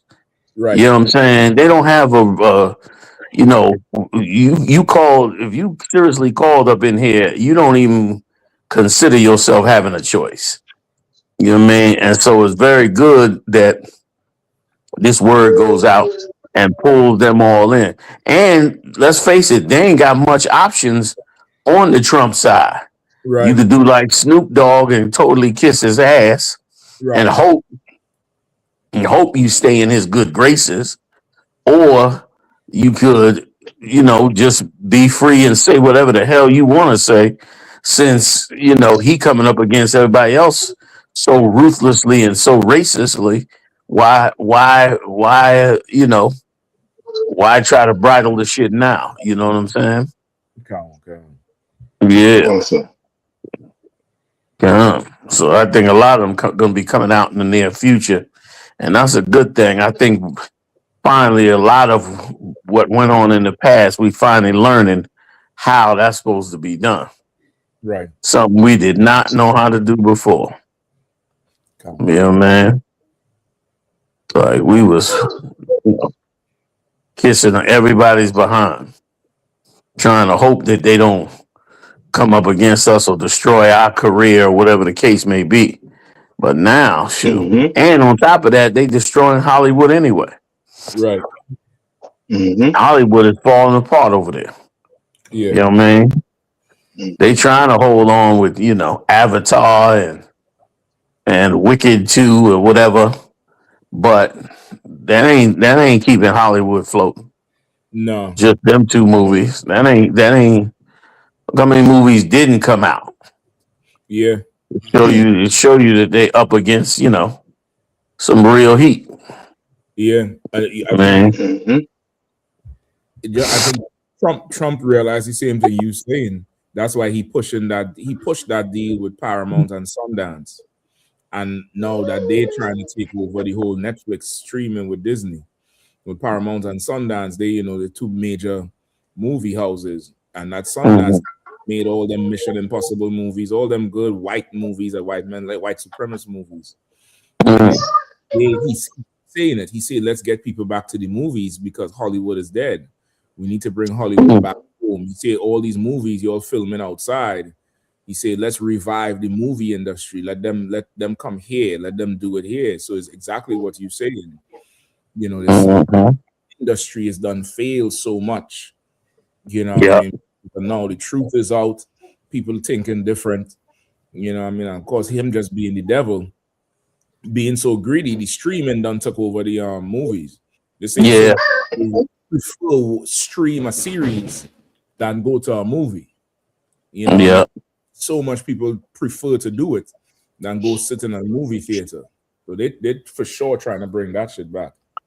Yeah. And also too, so I don't know if I could be right on this, but it's almost as if the small house trying to corner that market now to try and regain their reputation. After a certain amount of years, because I think they're trying to get Warner Brothers too. You understand? And I was looking at one of those. I started looking at one of those documentary on the Real Cowboys. I forget the name of it. It's on Prime, and there's giving you the history and one of the history on the Lone Ranger, and they were saying that the Lone Ranger was actually a black man, right? But the movie, Hollywood portrayed him as a white man, and they say that from doing that, all them white kids started wanting to be a Lone Ranger. That whole that Bass Reeves, that series that was about the Lone Ranger, about that black man that that was was bad at being a sheriff. You understand? But they saw the power behind Hollywood and what it did for their people. You understand? And what it did to our people on the other, on the other side. You know what I mean? And they learned from World War II. Prior to World War II, the so-called Jew, ran the the movie industry in Germany. Yeah. But when Hitler's henchman Joseph Goebbels got in charge with it, they were able to stand by and watch him turn it into such a propaganda machine that they learned from World War II that's the same thing that they had to do. That's why if you notice in the late 40s, early 50s is when the movie industry changed. That's when they had the McCarthy trials where they was calling people communists and locking them up and kicking them out of Hollywood and destroying their careers, because that's when they decided to get rid of tons of the people who were rebelling against what was being put out in Hollywood. And they turned around and said, let's get rid of them and install our vision of what things should be. And that's when they really got down with the propaganda.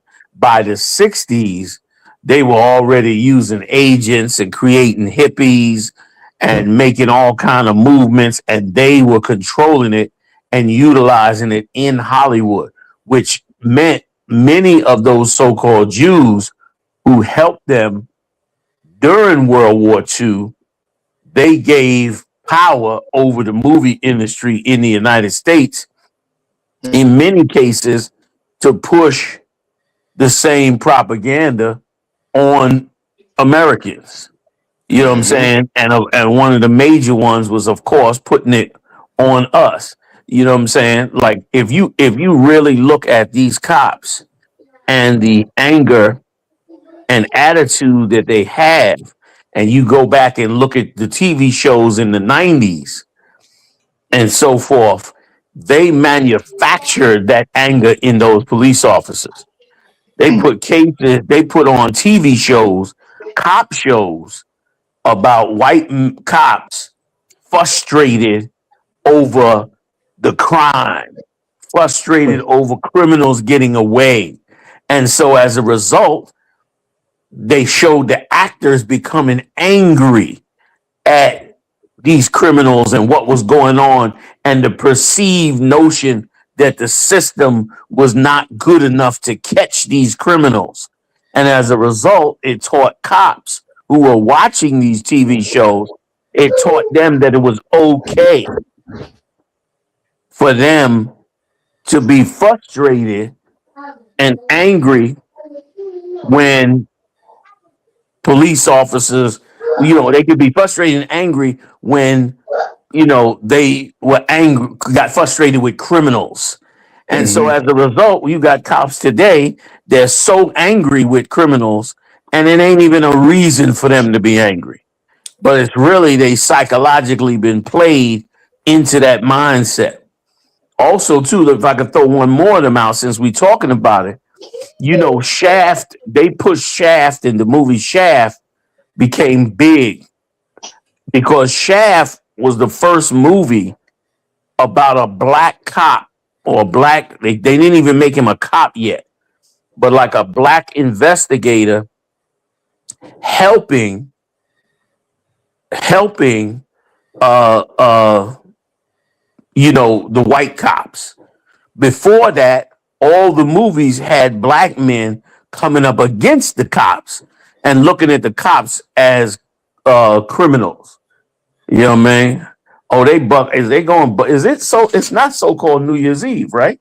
It is, sir. So lock Yeah. Oh, it is. No wonder, because they out here, brother, shooting up like it's a war zone out here. I'm wondering. I thought it was tomorrow night. It's tonight. They're going to do it tomorrow night too, sir. It's probably tomorrow night too. Right. It's a real zoo out here tonight. You know what I mean? So, yeah. So that is in essence what they've been doing since back then, and they've been pushing it on us. And the whole 60s and 70s movies about us on drugs, like the movies work hand in hand with whatever it is that they want to push, whatever they want the minds of the people to think. They use it to work together with them, and it works good against when it comes to us. Even what, something else I noticed too, and I know y'all are gonna agree with me. Do you know how some sisters in the hood talk with a high pitch, ratchet attitude? Like, girl, I ain't gonna do that and that. Y'all have heard that type of voice many times, right? Right. Do you know that voice was created by Hollywood? That attitude was created by Hollywood, and millions of black women mimic it today. Yeah. They think that's how they really are. Right. Like the youngest child in the ghetto in school does not come up in a house where they say, girl, you did that and that, and I ain't going for that and that, and ratchetly with a high pitched voice. That is totally comes from Hollywood. Right. Totally comes from, movies like Norbit, movies like that, and other movies movies like Big Mama's House and other movies where they interject that character and push that propaganda. What's the movie with I forget the Martin. What's his show was one, and when the show when he played played an older black woman in drag. Y'all remember that? It was like a series of movies. Big Mama's House was Martin in the drag. Right. The woman. That movie, Medea, his show, the Martin show, all of that. The way the sidekick girl, not the wife, but the sidekick girl. Yeah, I forget. Yeah, Pam. Right. That was a Hollywood creation. And now black women walking around with the exact same spirit. Yeah. You know what I mean? Like that Hollywood is something in that it is them pushing a spirit on our people. Yeah. I yield, Salakia. Go ahead, Kyle. No, sir. I'll just let you know. I said, I don't know if you want to play a little bit of it is about Dave Chappelle. You know what I mean? If you want to. So Yeah, I definitely gonna play it too. I was just gonna say too, even general on your point, you know, they have that series everybody going crazy over now called Stranger Things. And there's this black family in there where the boy, you know, he's part of the crew, but he has a little sister. And from the time they introduced her, they're all supposed to be around 12, maybe 13. And when they first introduced her into the show, she probably was about 7 or 8. That was supposed to be her age. And from to now, she is the same loud, ratchet bitch. You can't tell me what to do and boss you all around, being a whole mean person. And now the series is 10 years old. I think that they're supposed to have the finale tonight. And the children are older. And she's supposed to be older. But she has the same persona as when she came in. She has the same exact, you know, she gonna be bossy, you know, snapping the neck. So exactly what you're saying. So is that, you know, that programming. Because you can't tell me like they get everybody. I don't know if you heard so, but they get everybody to you know, play their role, play their age. They get everybody to mature on screen. But she is that, even as a little child, she is that kind of loud, boisterous, and everybody is scared of her kind of way. You know, that type of character. So you so right where they teach us that thing. Even in some shows, some of them white supremacist shows, they'll always introduce the annoying black character. Yeah. The hero trying to do something, and this one person, a nurse or office manager, asking him a ton of questions. Right. It's just at the point where he about to save the day, and it's to make the audience say, "See there, this nigga, this guy." Yeah. It's Yeah. like they always do it. They always do it by design. Just so you could be frustrated and want to, you know, shut this black person up. Yeah. That TV show, It's So Raven, or whatever it was, with her called Raven. That was a good example of that same bad character that they try to interject. They also did it with that TV show Queen Latifah was on, where it was a bunch of them women in a house. Yeah. Same character. They've been pushing that character on us for minimally about 25 years. And sure enough, we've taken on the character. Yeah. You know what I mean? And I'm sure there's quite a few on the men's side as well. Go ahead, Salaki. No, I was just adding in Monique. That was a real big one. She had Monique. Oh yeah. That was definitely one. The Parkers was another one. Yeah, that's the one. She was a real extreme. The daughter, she was extreme with the character. Yeah. You know, ignorant, loud, you know, going off. And sisters today have the character and think it's normal. Yeah. When that was given to them, it's damn near like you suppressed your true personality and put on this personality because you think this personality is what you need to become successful. Yeah. Yeah. Or to get over whatever it is you're trying to get over. When that's totally the opposite. Yeah. That's exactly what you should not do. Right. That's right. And that is that is like a testament to the self-esteem we carry as a people, where we would see that on TV and not reject it, but say there must be something wrong with how I am now because I need to be more like that. Yeah. There's something we done missed what they did to us so much, where they could show us that, because the Jewish man, he would reject being played a mobster on TV. Yes. You can't show their woman in any old way because they'll say that's not us. But they're able to cultivate an image of us on TV and get us to want to be that instead. Yes. If I could, sir, on the opposite side, what y'all saying is so heavy, because I remember on the opposite side for the men, I remember when the movie Friday came out, and I went to school. Everybody had a high-pitched voice like Smokey. Everybody had jokes, and everybody wanted to be Smokey when Friday came out. The only person, the only character who may have influenced young black kids more than Smokey was Scarface. Yeah. That was the only one. But I remember that. True. It was like sudden changes in personality. And me and my brother used to look at our friend like, why are you talking like that? You never talked like that before. Yeah. So, You're right. Salaki, sir, when you were speaking earlier about the programming to the white men and the police, what I immediately thought of was the movies Judge Dredd, right? Movie Demolition Man and RoboCop.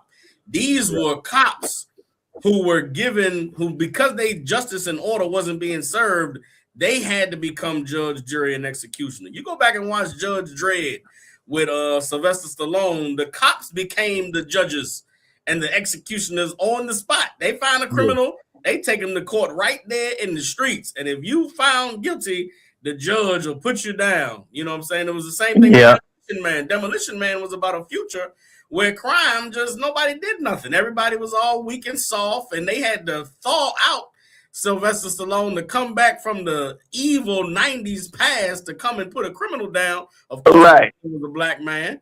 And then RoboCop was about the new next generation police that just kill you right there in the spot. RoboCop catch you and you against him, he gonna take you to trial right there. And that's what's going on with ICE right now. That's what's going on with these police in our communities.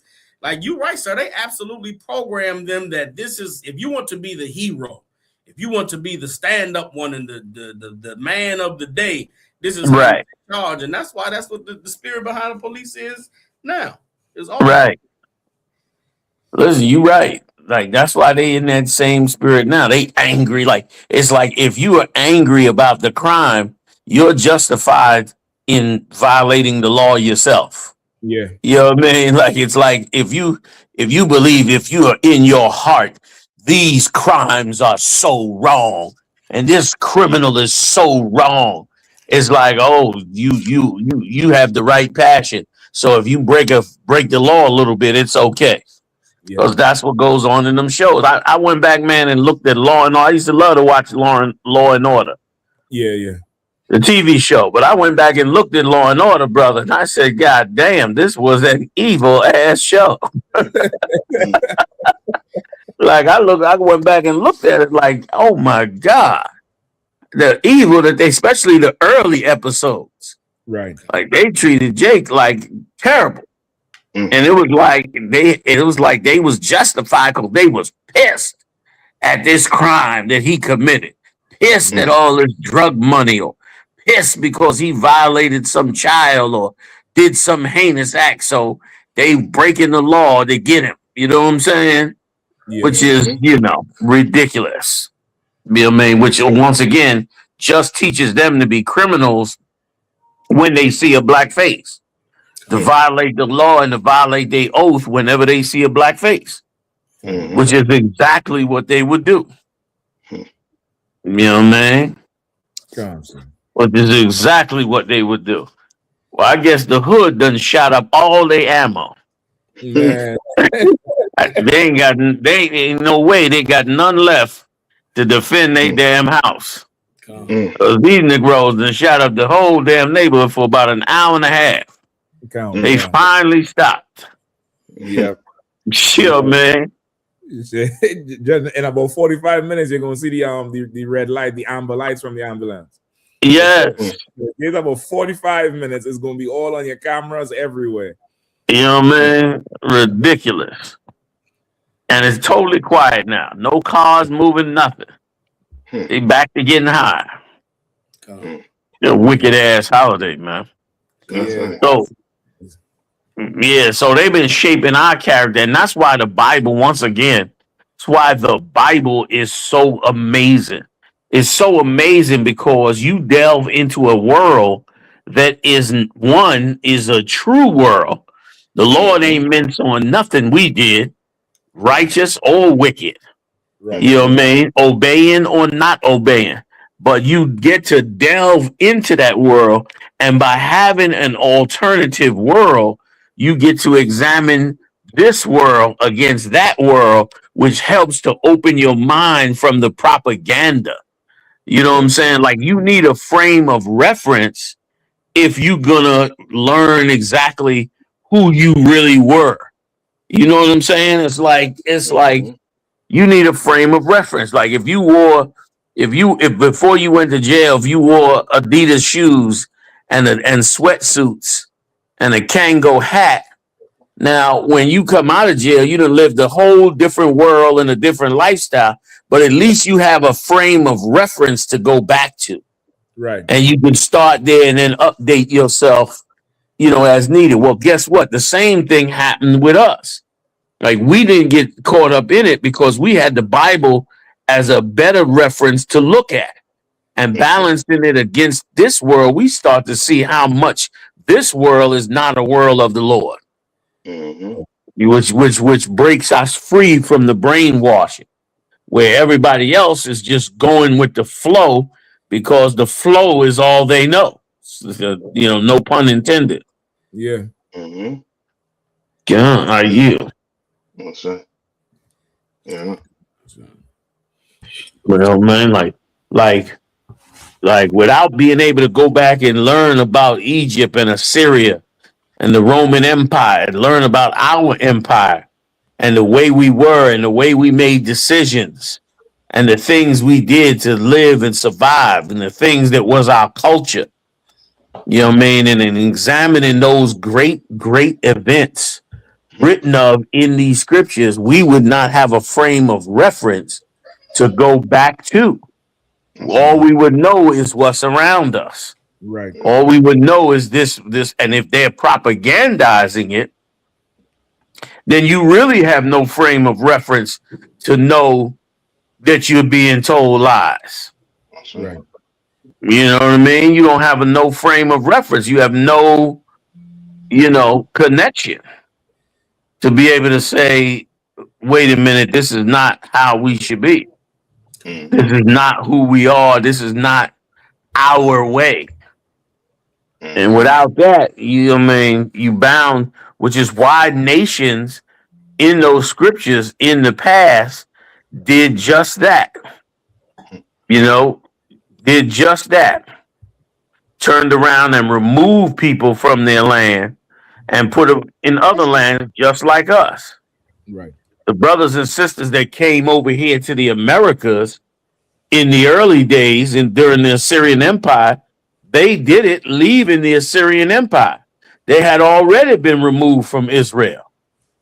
They were moved off of their land. So they turned around and,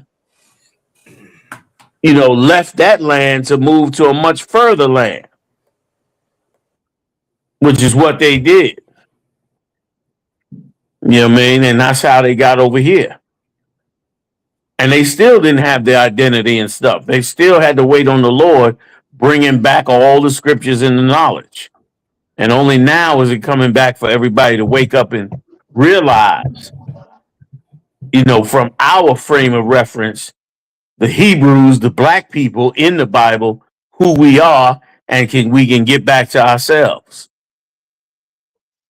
Malquad was telling me today how they got a saying among all the rappers and stuff, F the streets. I don't know if y'all heard about that. Yeah. Mm-hmm.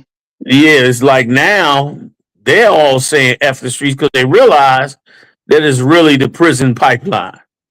You selling drugs, you getting locked up, you getting murdered, raped, killed, or you just being warehoused for years and years until you come out and half your life is gone. And they ain't seeing no benefit of it. They snitching on each other. There's no organized struggle to help their own. It's only an organized struggle to be selfish. And even in your selfishness, you may end up, destroyed. They said one of the drug dealers that got killed during the so-called Christmas weekend drove around in a Lamborghini in the hood. We talking a $200,000 car.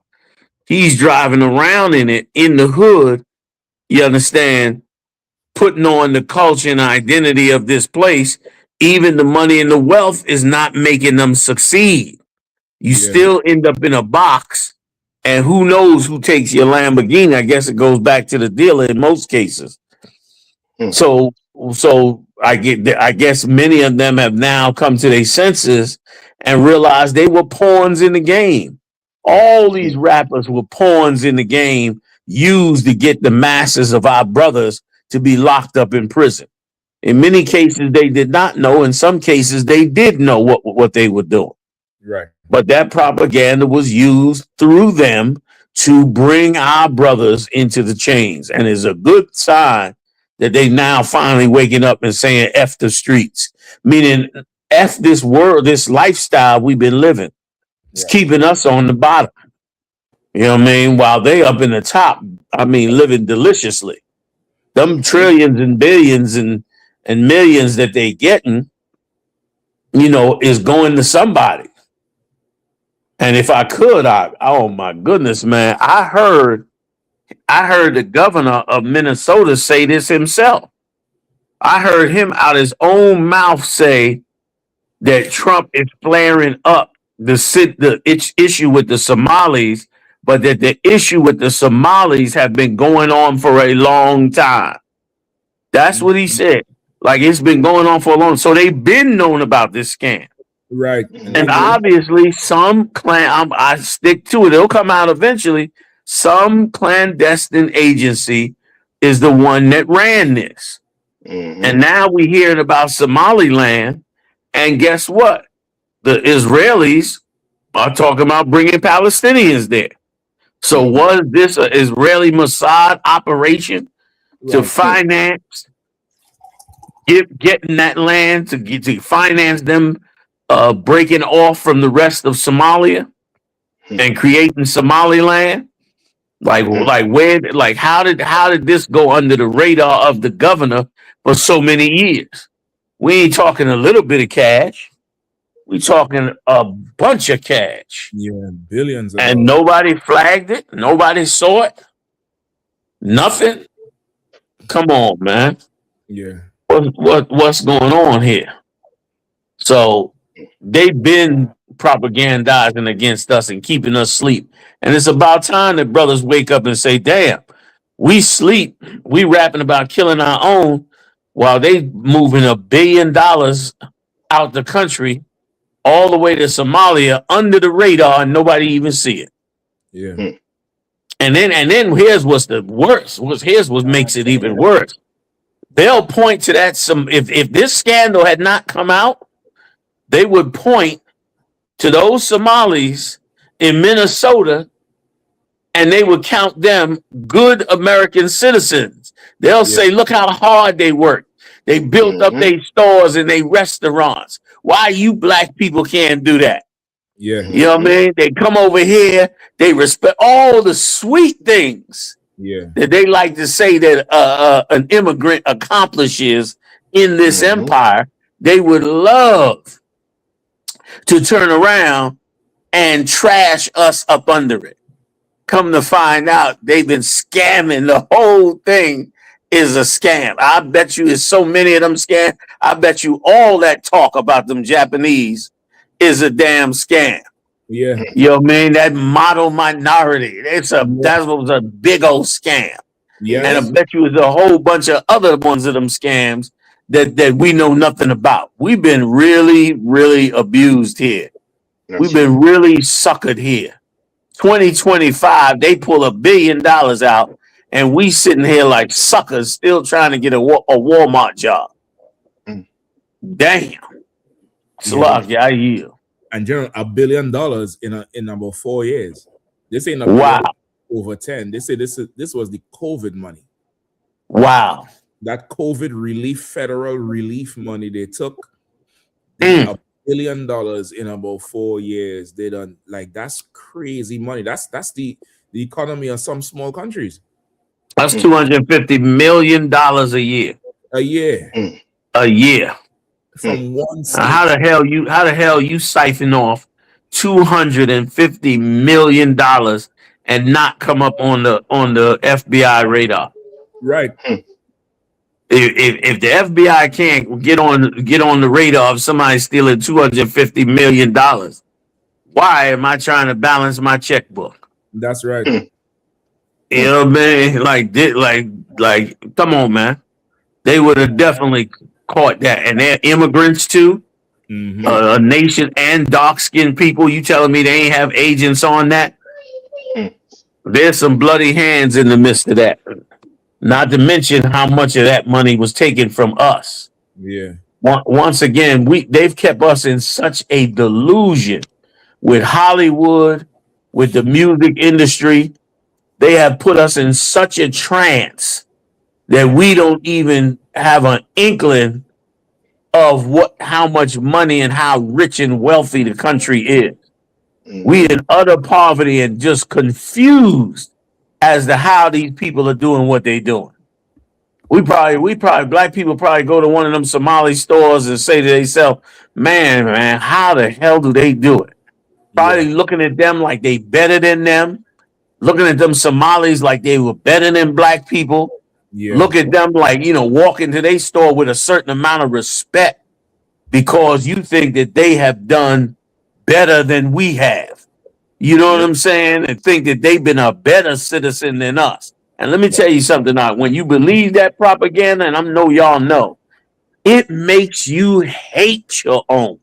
Yep. It makes you so, disgusted with your own because you have a false narrative as though your people had done something wrong. When meanwhile, these are thieves, man.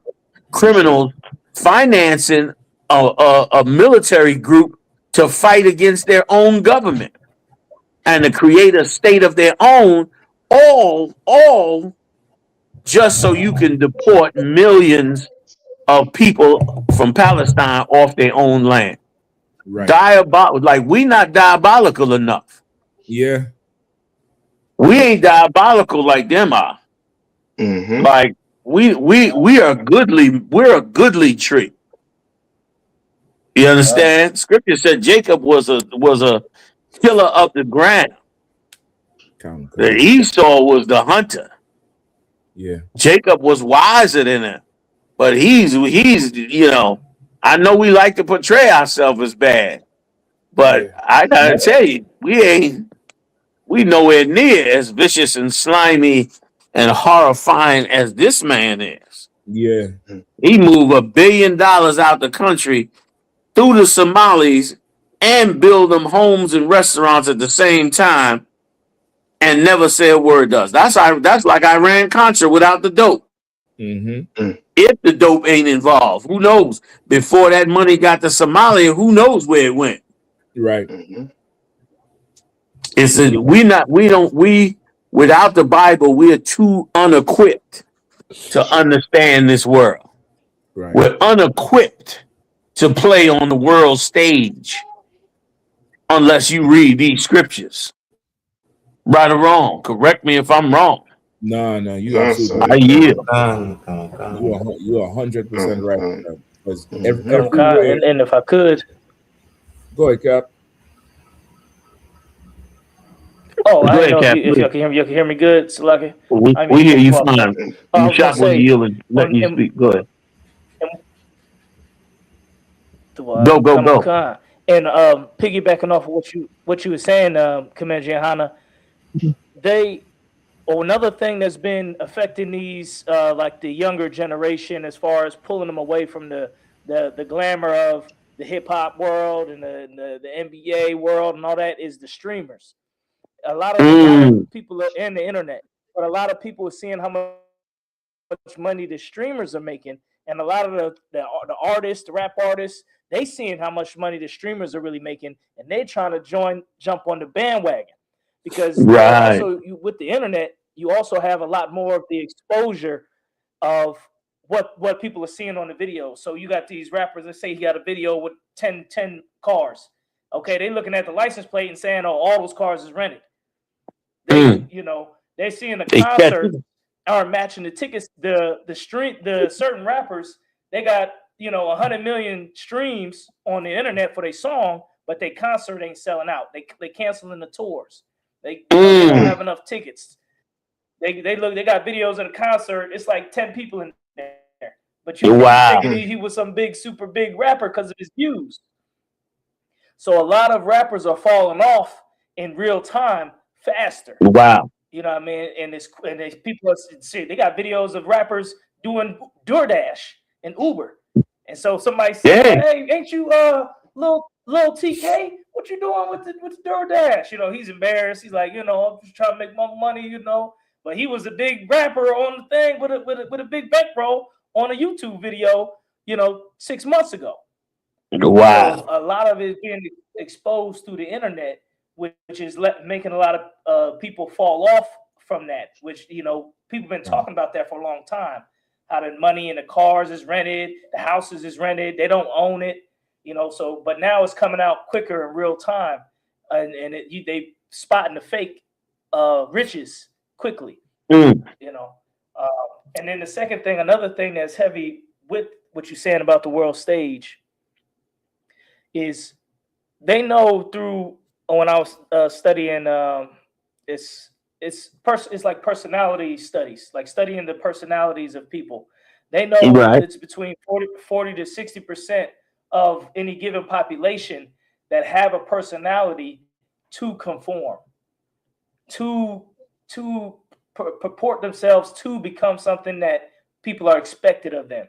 So you got those type of personalities that say, "I want to be a firefighter because everybody expects me to be something good like a firefighter," or "I want to be a doctor or a lawyer because everybody knows a doctor or a lawyer is a good thing to be, and I want to impress and be what's good. I'm not a rebel. I don't want to be seen as going against the grain or against my family or against society. So I want to be a soldier. I want to join the army. I want to be a Navy. I want to be all I can be." They know there's a certain amount of society that has that personality. So when they push, like you said, with that loud woman voice or that thugged out different personalities they give to black people, to black men, they know it's a certain amount of our population that's going to follow that. They just got to deal with the rest of the population that will look differently about it, will want to rebel against it, will want to do it, but do it on their own terms. The other different personalities that they would have to face with that. I just wanted to bring that in because it's things is changing as far, especially with the perception. That perception ain't there as easy no more. That, "Oh, I got all this money. Everybody's like, "Oh, that's fake money. Oh, you're lying." They catch it. They see that it's all. A lot of it is talk. Jewelry be fake. Yeah, all of that.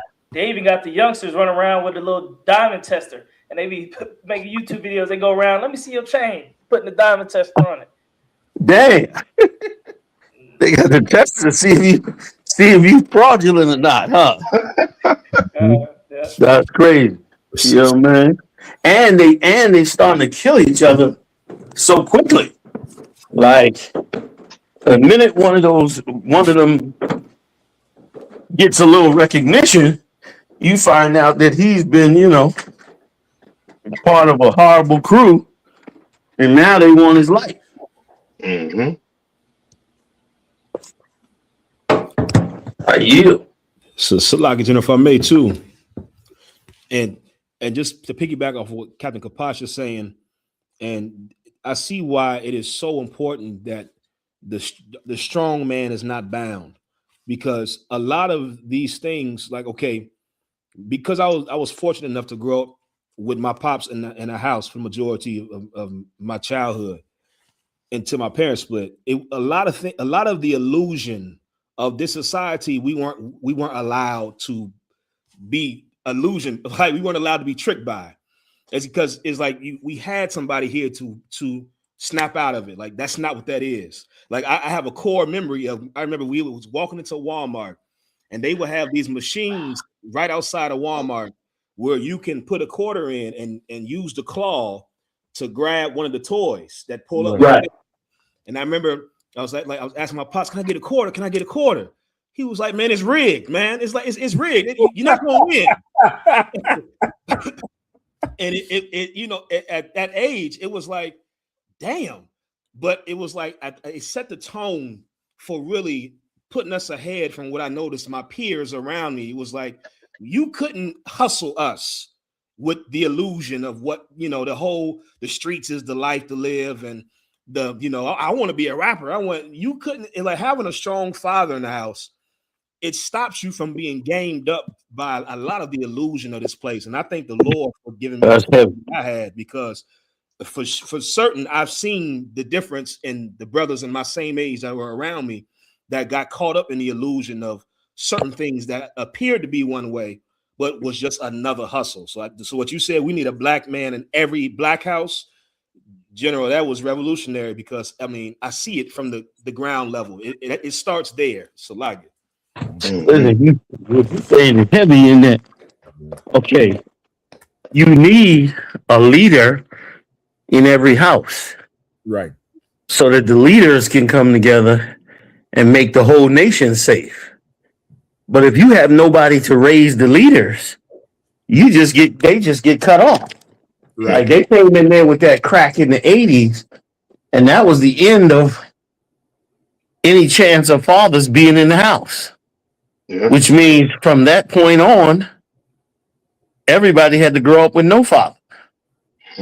Thus, as a result, learning no leadership, except for a small group. Right. And as a result, here we are. Nobody to cut the nonsense out of you before you get caught up in it, like your dad did for you. Which is, like, they done did a number on us now. It's time for us to go. You know what I mean? Time for them to go on and fulfill that prophecy and allow us to go on and do the will of the Most High. That's right. Yeah. Yeah, man. That was well said. Most High in Christ, bro. We keep putting it back in the youth. That level of masculinity is coming back. That leadership is coming back. That free masculine man to say is definitely one of the things you learn in here. So from what you taught us, like, being able to reject something is a masculine thing. Like the choice, not just saying yes and going with it just because, but being able the freedom to say, I don't want that, I want this one. Or I'm not taking that one. I'm not settling for that one. No, we're not doing that. Like, that there is what we need more of in our community. Like, saying no and rejecting a whole lot of stuff, even when it's not popular to reject it. Sometimes in our community we struggle with, because we ostracize ourselves damn near for rejecting something. Like, we develop shame. We don't even allow them to shame us. We shame ourselves for saying no to something that we know we should say no to. So that shit is coming right back in the earth. And we ain't gonna have no choice for it to come back, because the oppressor, he's doing whatever he ought to do. Yeah. Doing it all day. So if we don't start rejecting and pulling to ourselves, pulling into a square, pulling to our side, we're gonna get gobbled up. That's right. True. And if I could say one more quick thing, a lot of the street life start having a strong decline after that rapper 6ix9ine, after he had that issue with his crew that he was dealing with, his gang, the Treyway gang or whatever, the Bloods that he was rolling with, and he snitched on them. And then, he went all around the internet like, look, I'm still out here. Y'all ain't nobody good nothing. Y'all give these dudes too much credit.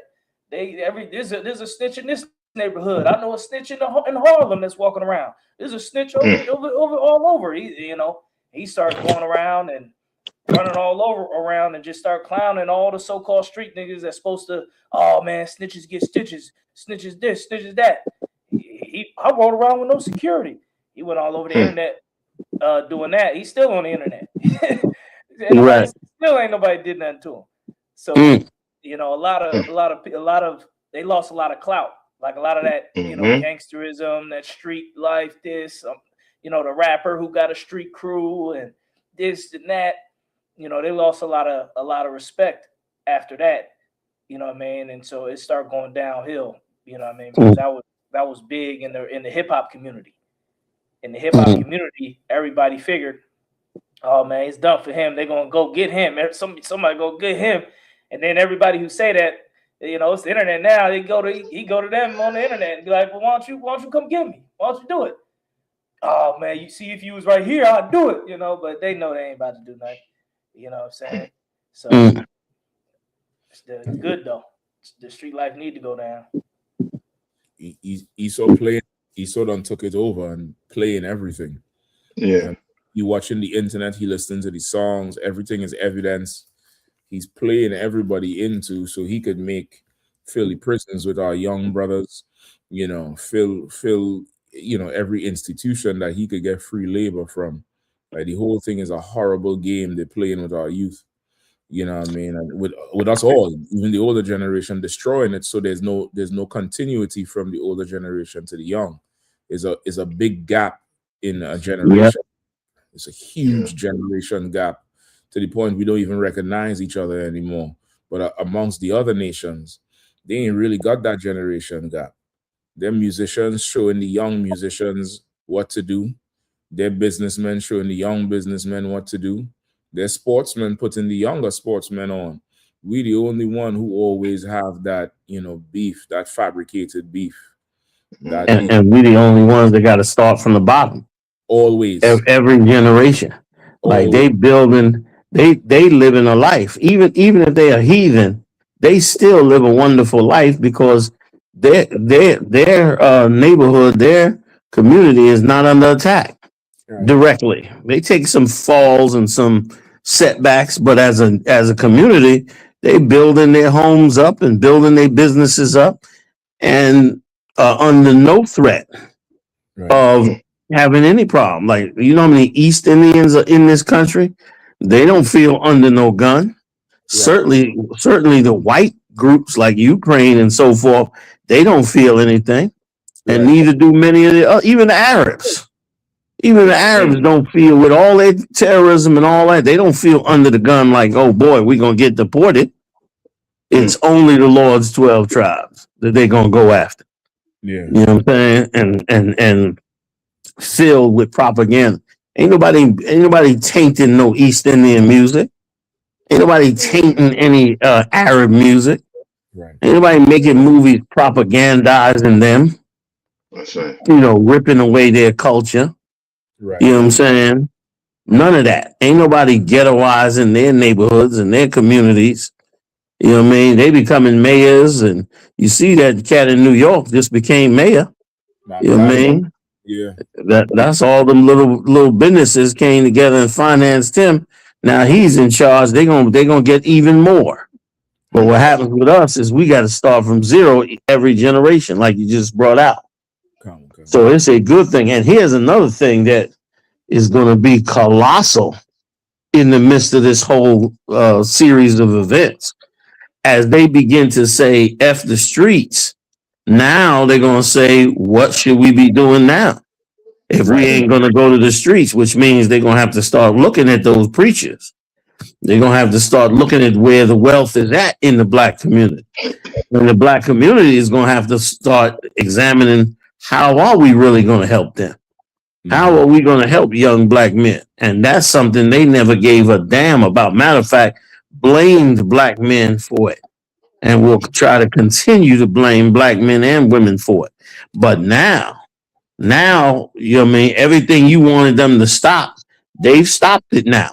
Now, what are you going to do with them is the $1 million question. We know what to do with them. What are you going to do with them? And the answer is they're not going to do anything because they don't even know what to do. Right. Because they've been so focused on just dismissing them as the problem and counting their money at the end of the day. But this thing now is going to turn on its nose, and now they're going to be looking at all those who prospered in the hood and prospered off of their mothers and grandmothers. Meanwhile, did nothing for them during the COVID, did nothing for them during this crisis going on right now. They didn't get any reach out, any help. Nobody spoke against those that was in charge for what they did. So it's a beautiful time now. Because now the nation will have to focus on itself. Esau already showed us he ain't focusing on us at all. Yeah. So guess what? Now we're gonna have to focus on ourselves. And as we do that, oh boy, what's gonna be exposed among the black community is going to be horrific, and Latino community and Native Indian community. We're going to really finally see why brothers have been always held back. Right now, the majority of homeless, the black community, Latino community is young men. Young men, which is unheard of before. A young man always was able to go home to his mother and father. Or his mother, even just his mother. Your mama always had a house or had an apartment or couch he could sleep on. But not anymore because mama was on crack. Right. So she in a worse situation than him. So now he's really stuck. He damn near needs to take care of her at his young teenage years. So he's really in a jam. You know what I mean? Surviving on couches and surviving in the street until he end up in a shelter, and hopefully with no felony, where he can't even get a good, decent working job that could get him into a place.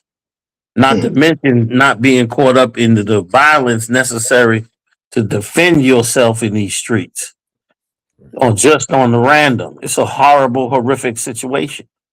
You know what I mean? But it's swept under the rug and kept quiet and pushed back for now. Right. For now. But it's about to spill out into the world that we dealing with. I yield, Salaki. John, we heading right straight to one. I don't know if you wanted to clip there, if you wanted to pull up. Yeah, it seemed like we done for the night, right? Calm. Yeah, man. Yeah. Yeah, man. Everybody go pay your Passover fee right now. Go pay your Passover fee right now. We drop that 200 isupk.com. Log on to the website, pay your Passover fee, get your receipt, lock that thing, and go boast on the internet about how you pay your Passover fee too. You know what I mean? Like the Bible talks about there's things you should be ashamed of. So you could go shame people who ain't paid. Go on there and share. Let them know you pay and ask them what the hell is their problem. Right. You know I mean, go pay that Passover fee, man. The general putting down as exhibition in 3 months. 3 months and about 4 days. 3 months from now, we're going to be putting down an exhibition in Houston, Texas. It's going to be insane. Pay that Passover, man. Ensure your entry into a whole week of monster events, all paid for. You know what I mean? Security good, hotel good, transport good. Everything's there. Bring the kids, bring the wife, bring the husband, bring the aunties, the uncle, the cousin, the friend. Bring everybody, man. Bring them down to Houston, Texas. This is your high holiday. This is your heritage, your culture. Passover, 57 years in the game. We're going to honor it down April 4th, 2026. Pay your Passover fee, man. The Lord's 57th annual Passover. Pay your tithes too. You're getting paid every week. You're getting an increase every week, every other week, or every month. 10% of your increase on earnings must come into the priests and prophets of the Lord. Pay your Passover fee. Pay your tithes. Them two things go hand in hand, man. The white man building an empire and they supporting him. You build your government. You support your nation. Pay your That's tithes. right. Pay your tithes, man. Where your heart is where your treasure is also, man. If you see you love the UPK, you love the work the brothers doing, man. Show it. Put that thing in, man. So if I could, Michelle, what would we do if we came together with some land where we grew our own food and gave it away, not sold it, but gave it to the brothers and sisters in the truth for the strength of them supporting the truth gets strong enough to now supplement some of the pressure that they're up under. Right. What happens when we start to gain real estate, and instead of making a profit off of the real estate, we just divvy up the tax amount.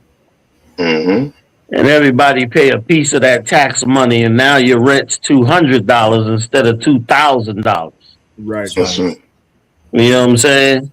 Like while they raising the economy, our brotherhood and sisterhood is the antidote to that struggle.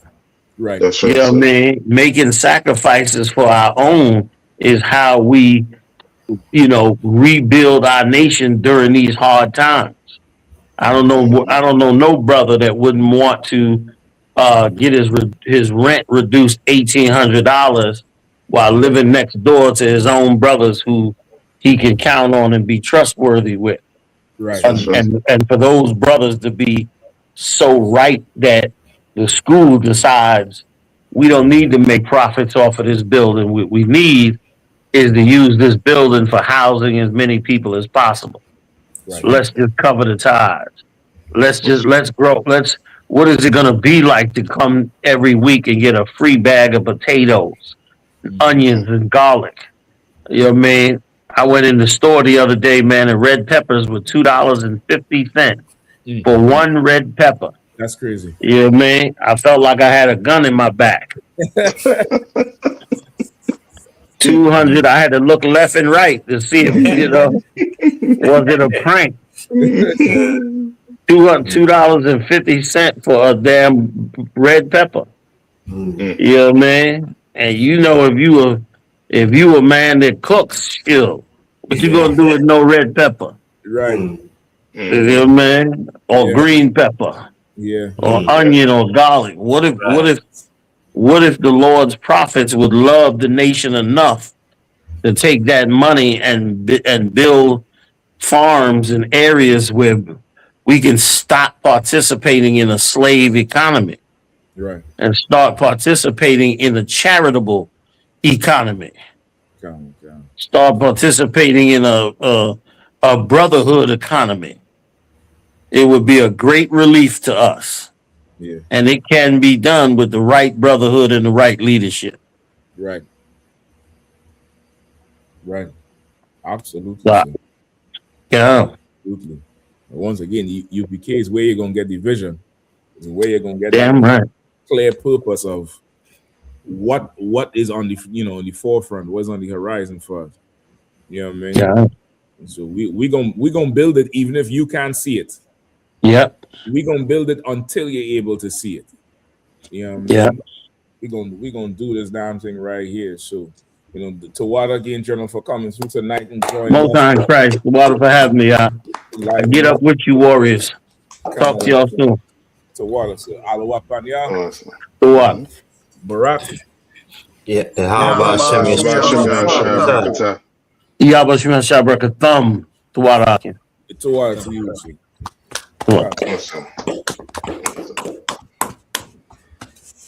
Shalom, Israel.